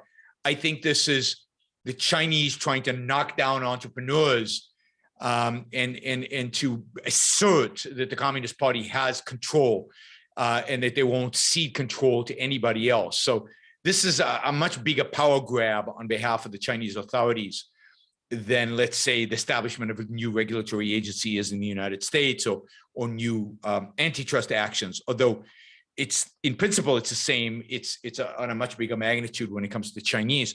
And they have no respect for private property. They have no respect for freedom. They have no respect, for markets. And I think the current Chinese regime is quite capable of taking China back to a much more Mao Zedong-like regime, and is unlikely to continue progress towards freer market. So I wouldn't take. I think what they're doing is far worse than just bringing about the kind of regulatory regime that we have in the West, as bad as that would be. What does this mean for its global influence? I think China's in decline. I think all this fear mongering around China is a huge mistake. China's in decline. China's in decline not because of anything the US did, certainly not because of anything Trump did, not because of anything the West is doing. China's in decline because of what it is doing to itself. China's in decline in a self-inflicted way. It started years ago as the Chinese started regulating more, getting more and more involved, getting more and more stimulus packages, more systematic taxation, more systematic regulation, and now a much more aggressive breaking down of technology, breaking down of what they call monopolies of companies with significant market power, and but generally having much more control over the tech industry, having much more control over the direction the tech industry takes. And in that sense, economic growth in China is already in decline. You can see that. Gone are the days where China's growing at 10, 12%. Gone are probably the days where China's growing at 6%. It's probably going to grow under 5% in the future, and probably a lot under 5%. China's unlikely to overtake the United States as the largest economy in the world for decades. The whole fear-mongering around China, I think, is wrong. While China is gaining political power over certain institutions because of American default, its economic muscle is in decline. So it's going to have less money to invest overseas. It's going to have less money to bribe its so-called allies. It's going to have less money to oppress its own people. And ultimately, if they go on the path they're on right now, China's heading towards a complete economic collapse and a complete economic decline. They don't have the kind of buildup of wealth, of knowledge, of success that the United States have that prevents it from declining. The United States will bounce around, but at least in the near future is not likely to collapse and decline. China could. China wouldn't take that much. There was news just yesterday and ongoing today about massive power outages throughout China. Seems like they're getting hit all over the place. RDF says China is similar to Japan in the 1980s. No, it's not. China is much worse than Japan in the 1980s. Japan in the last decade is a lot freer than China is right now, and has a lot more stable policies than China has. There are other things where China's better than Japan. There's no question. Demographically, China's in much better shape than Japan, although both countries are going to see their population start shrinking. Japan already is shrinking. China is about to start shrinking very, very soon. All right, let's see. Michael asks, there's simply no polite way. Oh, wait a second, Bree first. At what net tax rate are you a slave or an indentured servant? Would the courts hear a case that the government is engaging in slavery? No, I mean, the courts won't hear it. I mean, tax rates, marginal tax rates were 90%. Now, you could argue that if your absolute tax rate was 90%, that is, if the government took 90% of every dollar you earned, then you could sue under the Fourth Amendment, search and seizure, maybe confiscatory penalties, the variety of different things that maybe the courts would abide by. But I don't know at what rate you're a servant, at what rate you're a slave. But certainly, if the tax rates were absolute 90%, you're basically not an independent human being anymore. But they wouldn't last because people would stop working at 90% taxes. Marginal rates were 90% in the 1950s, but nobody paid 90% because there were a ton of loopholes. Like everybody had a loophole. So nobody actually paid the 90% rate, even the marginal 90% rate. But it was on the books. The United States had 90% marginal tax rate. Okay, Jeffrey asks, yeah, that's another $20 question. 98% vaccination rate isn't happening, but it's apparently the new target. I'd have guessed we'd stop taking Biden seriously under these circumstances, but it looks like there's no point at which that'll happen. Also come to New York City. Yeah, I'm coming to New York. I actually wanted to contact you, Jeffrey, because I need to make a restaurant reservation at your restaurant. So October 13th. So day after my debate with the communist, I'll be in New York City. And let's do the dinner on October 13th. All right. Yeah, I mean, the whole vaccination thing is insane. The whole attitude towards COVID has been insane. It continues to be insane. Nobody seems to learn. Nobody seems to care. And, the battles now at various states. Biden is engaged in a massive power grab. OSHA is going to release these rules that say that to work for a company over 100 people, you have to be vaccinated. I think some companies are going to rebel. This is going to go to the Supreme Court. It's going to be fascinating to watch what the Supreme Court does with this. But this is going to get very, very, very ugly, and it's going to get very, very, very messy, and it's going to get very messy legally. It's going to get very messy from a rights perspective. But yes, I mean, the Democrats have basically concluded that there's no limit to how many rights they can violate. There's a real call for Biden just to have vaccine mandates. It's quite possible that the Supreme Court would uphold a vaccine mandate. There is precedent. It's not clear whether they would uphold these OSHA regulations because that's more discriminatory. So it's unclear whether they'd hold that only some companies had to vaccinate and others don't, that there's this kind of discriminatory pattern. It's going to be a mess. Prepare yourselves. Those of you who want the Republicans to win, and I certainly want the Republicans to win in 2022, this is great news because I think this was going to encourage people to vote against the Democrats in 2022.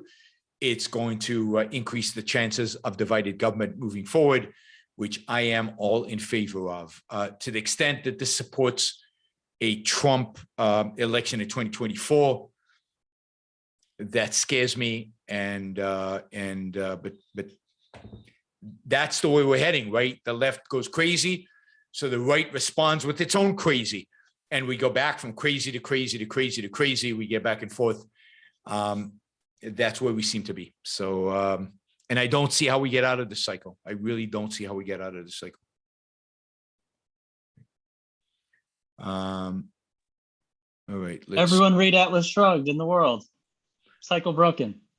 It's not enough for them to read the book, it turns out. It turns out it's not enough for them to read the book, unfortunately. All right, Michael asks, there's simply no polite way to tell people they dedicated their lives to an illusion.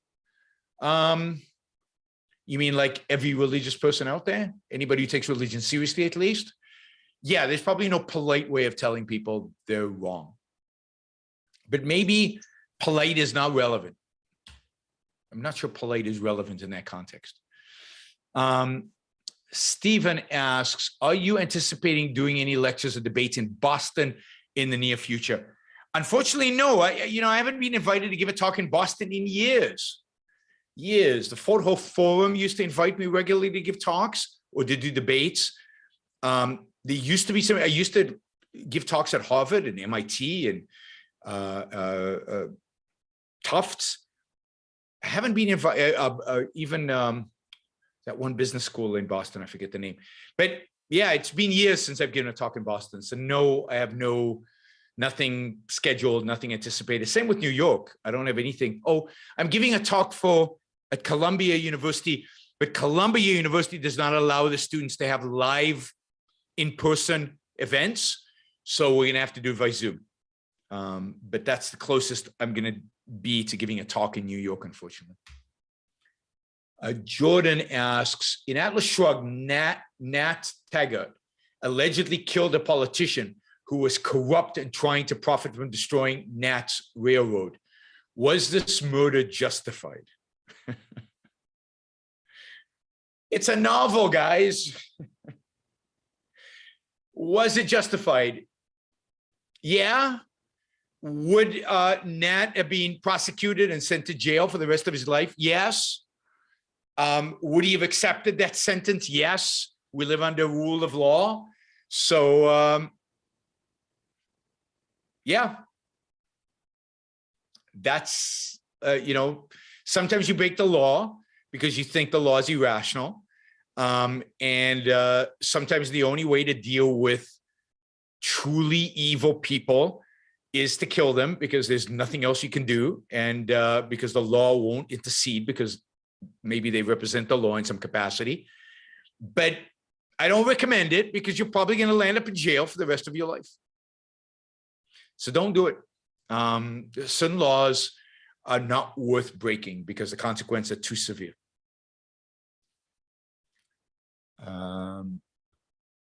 Let's see. But yeah, I mean, part of it is it's the Wild West. It's a romantic novel. it's it's implied that he killed him. I don't remember if she actually says he killed him, but it's implied that he killed him. Yeah. She doesn't say. She doesn't She say. never says. She never For said. sure. It was like a kind of a myth, or like it's said to have maybe happened. Yes. But it's never confirmed. Yes. And she's playing with a particular, there's a particular genre of from the Wild West, from that era of the, the man who is going to be successful, who's going to succeed, and the people who interfere and taking the law into your own hands and dealing with them. And the Westerns, of course, are filled with that attitude. Prague Tiki asks, do you know anything about Ayn Rand's favorite meal or cuisine she spoke favorably about, at least on one occasion?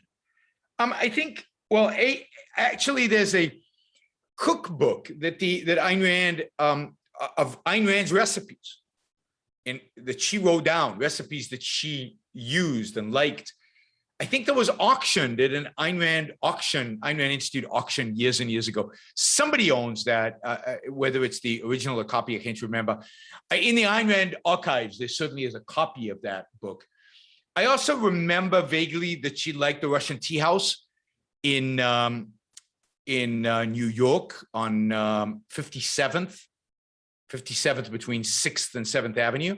So the Russian tea house. So my guess is she liked Russian food. She grew up on Russian food. The borscht, if I remember, at the Russian tea house is very good. I've eaten there. But beyond that, I don't remember. I saw an archives event, and they showed a questionnaire that she filled out. I think it was in the 30s or 40s. And one of the questions was, what was your favorite American dish? And she said potato salad. Oh, okay. There you go. There it is. Yep. Let's see. Michael says, have you been twice said that you can abort a baby after it's been born if it is severely retarded? This strikes me as a rights violation, given that the baby has already been individuated from the mother. I'm in trouble already because of the whole abortion thing. You want me to get me in more trouble over this? There is a legitimate issue here. To what extent is severely retarded make it a non-human being? And this is a non-trivial issue. It's not obvious what the answer is, and I'm going to leave it with what Harry said. I have said that I think once the fetus is out, once the baby is individuated from the mother, that it has rights. But the issue of somebody who's severely retarded is a legitimate issue. It's not a trivial. The answer to that is not, I don't think, is trivial. And again, it comes from what are rights? What are they there to protect? And if there's no there, that is the thing you're protecting is not there, then a right's a relevant concept. Just like animals don't have rights. Is somebody so severely retarded that they have no conception of reason or rational thought? That is a question. Yeah, vegetative state. Yeah. Steven Petit asks, in Star Trek 4, Star Trek 4, when they travel back to the 1980s, is this when they saved the whales? I think that was the dumbest Star Trek of all time. It was so stupid. I hated that. Cook says, they're still using money. How primitive. Yeah, another reason why it was so stupid. All right. Jamie Jones says, do governments have a right to know every transaction a citizen engaged in? No, they don't have a right to know any transaction a citizen engages in. There is no such thing as an illegal transaction there are very few transactions that are illegal, fraudulent transactions, but there's almost no goods that are illegal. So, and there's no money laundering, and there's no evading taxes because taxes are voluntary. So it's none of the government's business. The government has to prove to a court of law that they have an interest in a transaction you make, to get information about it. The burden of proof is on the government, not on you. LMF asks, any thoughts on Georgism? Is this like the worship of George? It seems bad, but I don't have principled way to argue against it because it seems consistent with the principle you own what you create. I don't know what Georgism is. Sorry. In this context, I don't know what it is. Is it the worship of George Harrison? Just reading from Wikipedia, also called in modern times geoism, also known historically as single tax movement, is an economic ideology holding that although people should own the value they produce themselves, the economic rent derived from land, including from natural resources, commons and urban locations should belong equally to all members of society. All right, so I disagree with Georgism. I disagree because they don't understand where value comes from. Value doesn't come from ownership. It comes from what you do with it. You know, as those of you who own rental properties know, that it's not a matter of buying a bunch of properties, renting them out, and then sitting in your mansion by the pool and just collecting the money. It just flows right in. It's just no. All rent requires effort. All rent requires a mind. Yeah, I was talking specifically to Matt, who's one of those evil landlords who just collects rents, does nothing, just sits there and collects rents. The source of all wealth creation is the mind. And in that sense, you can't differentiate between different ways of creating wealth. All wealth is legitimate, and therefore all wealth is private property. And no, they don't get to decide this property is that way, that property is that way. That is completely bogus way of thinking of it. Any Thomas Sowell books you'd recommend? Yeah, I mean, I'd recommend most of his books. So all of his books, they're all worth reading. I don't agree with everything in all of them, but I certainly think the stuff he writes on race is fascinating. History, you know, the history stuff that he writes, but also his basic economics is good. Although again, I think flawed. He's too conventional in his economics, but it's good. It's better than 90% of the stuff you'll read out there. So I don't have any off the top of my head. I don't have any specific recommendation for a book.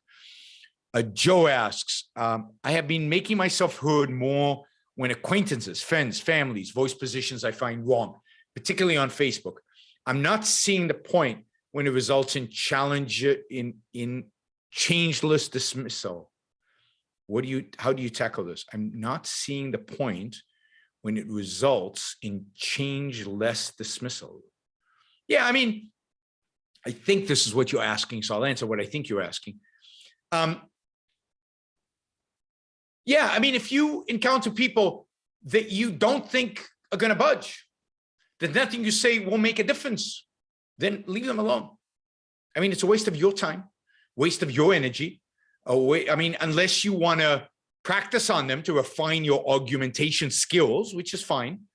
Paul says you can't force a mind. You can't force a mind. So, and again, be selfish.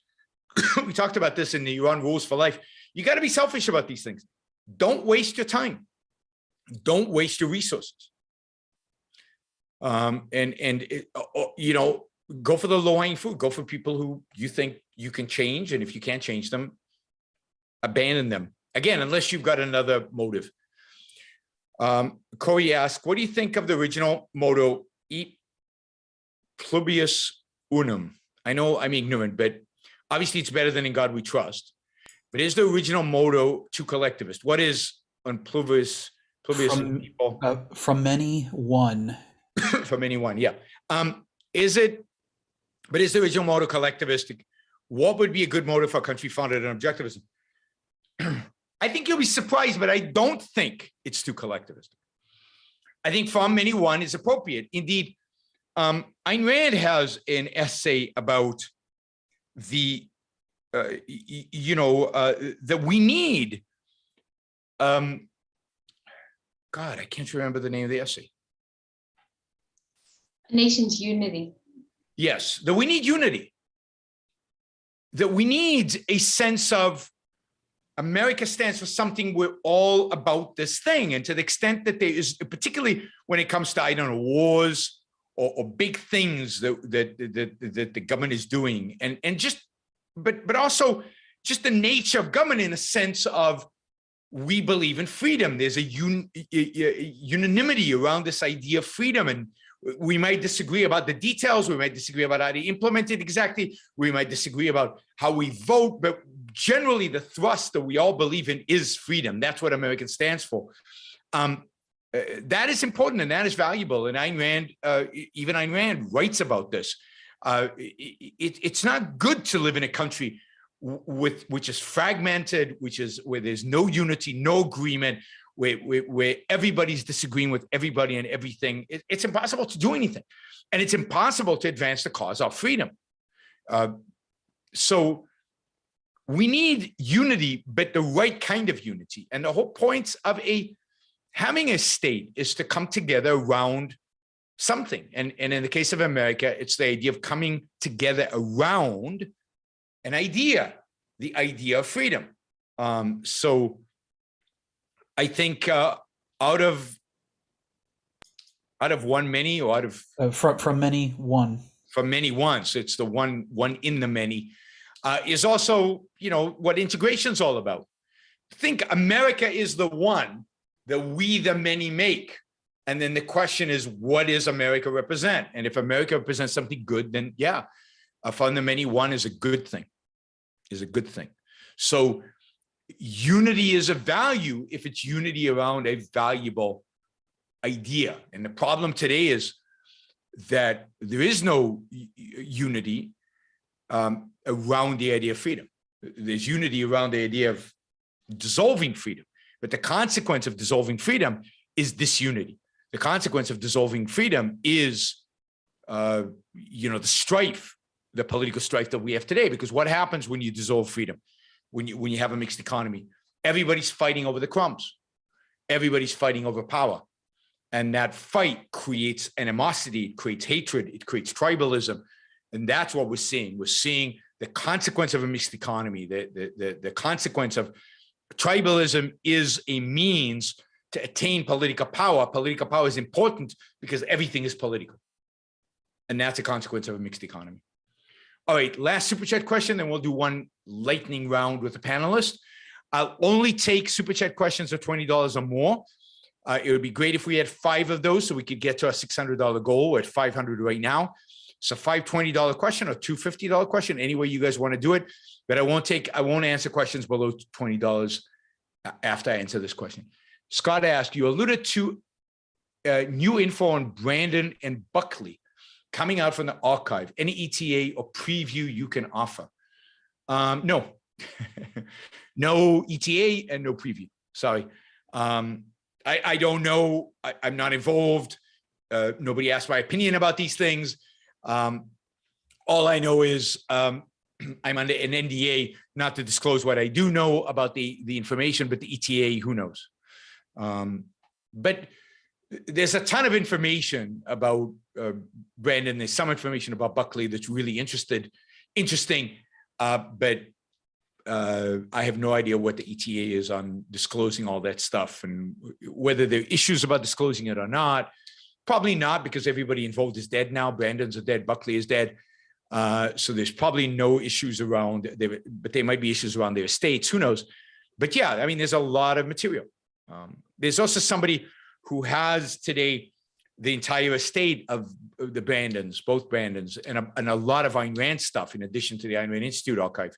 Hopefully one day we'll be able to unite, we'll be able to access all of that and be able to have a lot more to say about all these things.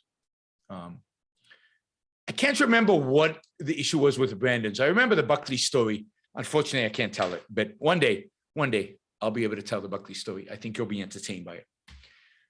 All right, let's do lightning round with you guys. Remember, if you want to ask a Super Chat question, $20.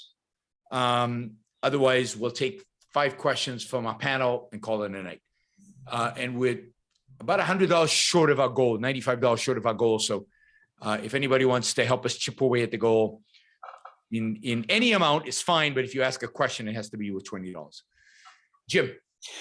Quick clarification on the $600 thing I was mentioning before.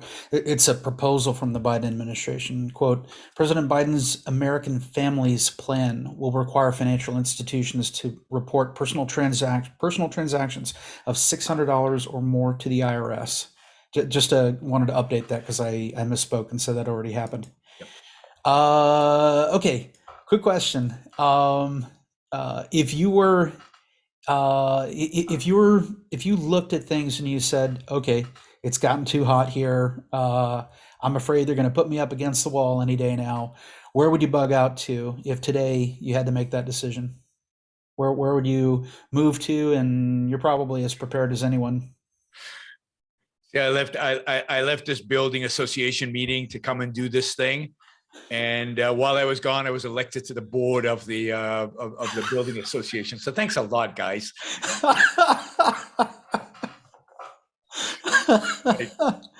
My wife's doing elected in absentia. I actually told her to volunteer me. I figure it's an important part of my life. I should have some control over it, and I'm not going to have control unless I'm on the stupid thing. So I'm on the board now. Okay, in that case, let me rephrase my question. If the pitchforks and torches were at the gates of your little empire, where would you flee to? Short term, I'd flee to Israel because it's easy. Long term, I'd flee to New Zealand. Two reasons why New Zealand. It's an island far away from anything, has no natural resources anybody wants, likely to be left alone, even when China and America go to war, whatever, or try to take over the world. And it's beautiful. But given the authoritarianism over COVID, I probably won't be free there, but I'll probably be less threatened than I would be in other places. Would they even let you in now? I don't think they'd let me in. I don't think they'd let me in. I'd probably be stuck in Israel. Which is the place I escaped from originally. So there we go. All right. Jennifer. Oh, I'm done for tonight. Thank you. All right. Matt. Oh, thanks for doing what you do. Had fun tonight. Thanks. Okay. Naveen. Yeah, not a question, but just a comment that, whenever I listen to Biden, right, I hate the guy, but at least you can understand a sentence he's saying. Right, when you listen to Trump, when I used to anyway, it's like you can't really make sense what he's trying to say. He's contradicting himself in one sentence so many times. So I can't understand how people like anyone like that. And he doesn't stand for any principle. He is worse than Fred Kinnan with, at least Fred Kinnan makes sense, right? Yeah. And he's I think that's why they like him. I think it's because he doesn't stand for any principle. I think they can. Because of that, they can imbue what he says with whatever they wish he said, and so you see that constantly. Yeah. I agree with you. I really don't get Trump, but there's something really important about his popularity, and it's really important because I think it'll shape the future. Why is he so important will determine what we get in the future and how people respond to it. All right, I think we're so Jao, I can't say it with the right Brazilian pronunciation. Jao is given 279.9 reais, so a Brazilian reais, which gets us very close to 600. So great live as always, just to help reach the goal. Thank you. You're gonna have to teach me how to say it, Joe. They have a great. I love Portuguese, particularly how the Brazilians speak it. It's got a certain, I don't know. They almost sing it. It's got this rhythm to it that I think is beautiful, and I love Brazilian music, partially as a consequence. All right, we have Debbie.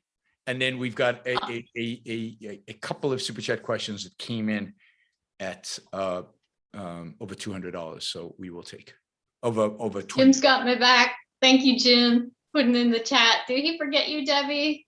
No, I didn't forget you, Debbie. I didn't need Jim to remind me. Neither did Jim. So I have something to say about literature, and it is quick. It's well, I guess more of a comment, but at Ocon, I ran into Lisa Van Dam in the coffee line. the ever-present coffee line, because we just couldn't get enough coffee. But I learned from her that she has a wonderful app called Read With Me, because I was complaining about how bad education is, and I'm still trying to learn how to really digest and appreciate literature. Yeah. And she told me about this app, and I've been using it, and it is so awesome. I don't know if people have heard of it, but like, Yeah, I've read several books. Chapter. It's awesome. Yeah, but it's like, yeah. so I'm reading Les Miserables, for example, and each chapter she provides commentary. It's like insightful, thoughtful commentary about like what, kind of how did it's like she's there helping me digest it and learn how to appreciate it. It's made a world of difference, and literature is just, it's amazing. It has such a value to my life.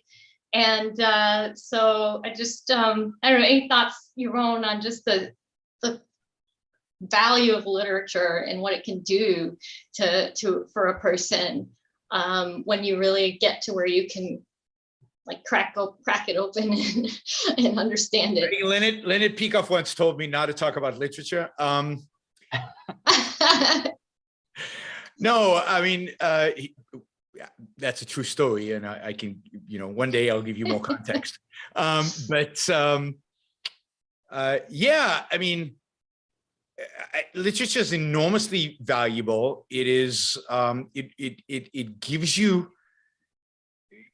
the space to really get into a world. It's in 4 dimensions. It's in space and it's in time. So it's completely absorbing, and it's not like a movie where you get the experience in an hour and a half and it's over. A good book, wow, you can spend weeks with a book like Les Miserables. It's a long book. You can spend weeks with it, and it's so fun to be in that universe for like a whole month or whatever, and be engaged in it and have the time. What literature does, it gives you the time to think about it. So it's not just the emotional experience like you have in a movie, or you have with music, or you have with painting or sculpture, but now you have time and thinking engaged with it. So and in that sense, it's the most conceptual of all the arts. It's the art that involves the most thinking and the most integration, conscious integration. Most of the other arts require subconscious integration. They require your subconscious to be very involved. Literature is all about conscious integration of what is going on. So it gives you a different kind of pleasure than you get from music, a less visceral pleasure, I think, than you get from music. But it's also it's all enveloping, and I don't know, it's hard to describe. I hate it when great books, particularly very long ones, end. Yeah. It's like, yeah. Took like you lost a friend from me. I was in this world, and it's gone now. It's like the world went away, and it's very disturbing. Yeah, I find myself wondering, like, but what happened to Galt and Dagny next? They finally got together and they're rebuilding the world. I want to know what happens now. Absolutely. It's not fair that it's over. I want this parallel universe to continue, because it's a creation of a parallel universe that no other art form could create, because no other art form could give you the kind of detail that a novel can. Movies can give you a lot of detail, but over very, very limited storyline and shrinkage timeline. A novel can span decades and can span lots of characters and lots of storylines, and a good novel integrates it all, but it can take its time doing it.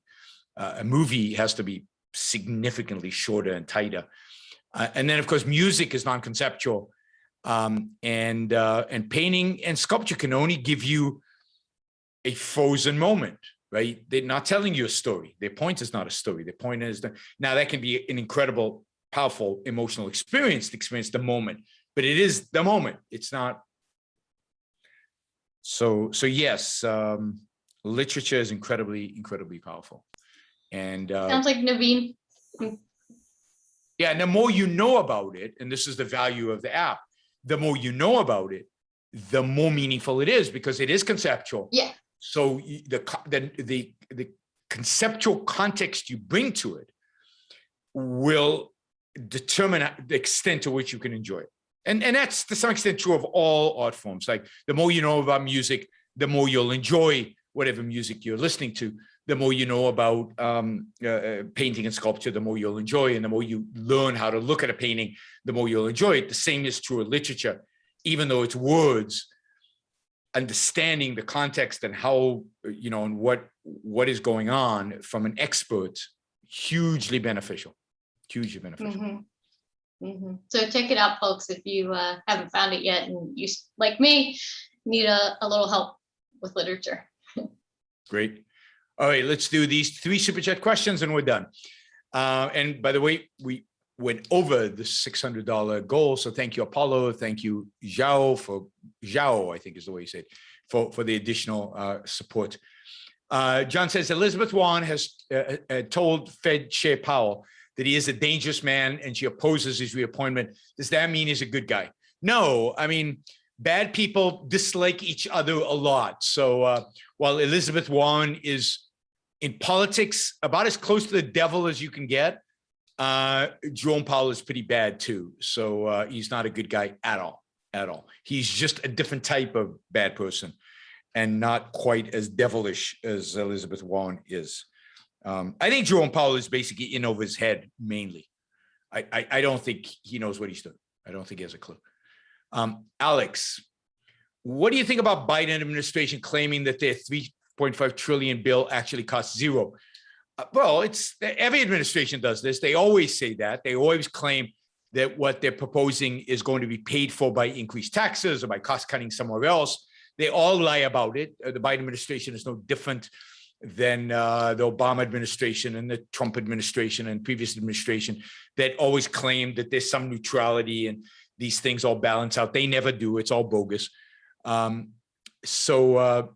I mean, the fact is that but they're not going to pass their $3.5 trillion bill. There's no way that's going to get through. And they can't even decide on which taxes to raise and how to raise them. And they've got real opposition within the party to the proposals they're putting together. So the Democrats right now have a real legislative political mess on their hands. I'm loving it. I love it when Congress is stuck. And they're fighting and they can't find a way out of it. The part I hate is when they resolve the issues. I hope the government shuts down. I hope they default on the debt. All the stuff that everybody's telling you would mean the end of the world, I hope happens. Not because it'll be the end of the world, because it won't, but because it'll bring maybe an iota of sanity to the world, because they deserve everything they get. Can I suggest a topic for the future? What would happen if we chose to default? I think that would be an interesting show. Yeah, I think so too. Interest rates would go up, which is fantastic. They'd actually reflect reality for the first time in a long time. Is the best outcome of our current crisis that both the 3.5 trillion and 1.5 billion Democratic bills fail? I'm not sure what the 1.5 billion. I think the other one is less than $1 billion. That's the infrastructure one. Yes. All spending bills should fail, always, every single one of them, no matter what the number is, they should fail. I mean, even the military spending bills should fail because it could be smaller. All of them should fail. They should. This government is absurdly large. It's absurdly confiscatory in terms of the wealth that it confiscates. It is absurdly violating our rights, and nothing they should do should pass. That's why I love gridlock. And I hope we get it's good to see that we can get gridlock even when the Democrats control everything. Imagine if the Republicans had one more senator, just one more senator. And they lost that, unfortunately. But anyway, it looks like it's going to be an interesting couple of weeks to see what happens. And yes, I'll probably do a show about what would happen if the federal government defaults. Not this week, next week, as we get closer to that possibility. All right, guys. Thank you, Jim, Matt, Naveen, Debbie, and Jennifer. Thanks for the support. These are all significant contributors to the Yaron Brook Show. They give $100 or more a month. Thank you. You make the show possible. Thank you to all the super chatters. You met Ali's goal. She is extraordinarily happy, as am I. We're getting closer to making the monthly goal, given that I've done fewer shows this month. So it's a bit of a challenge, but I will see you all. So it turns out that we'll do a show tomorrow and on Thursday. So we're going to do 3 shows in a row. So tomorrow, I'm not sure exactly what the title is going to be. I'm still working on it. Either be like a news roundup show, or it'll be a Yaron's Rules show. I'll make that decision sometime tomorrow. I'm running out of rules, right? They're like, there has to be a limit to how many rules I can have. But so if anybody has ideas for Yaron Rules, I'm open to ideas. But there'll be a show tomorrow at 8 p.m. and there'll be a show on Thursday at 8 p.m. Have a great rest of your week. See you guys. Thank Good you. night. Thanks, Yaron.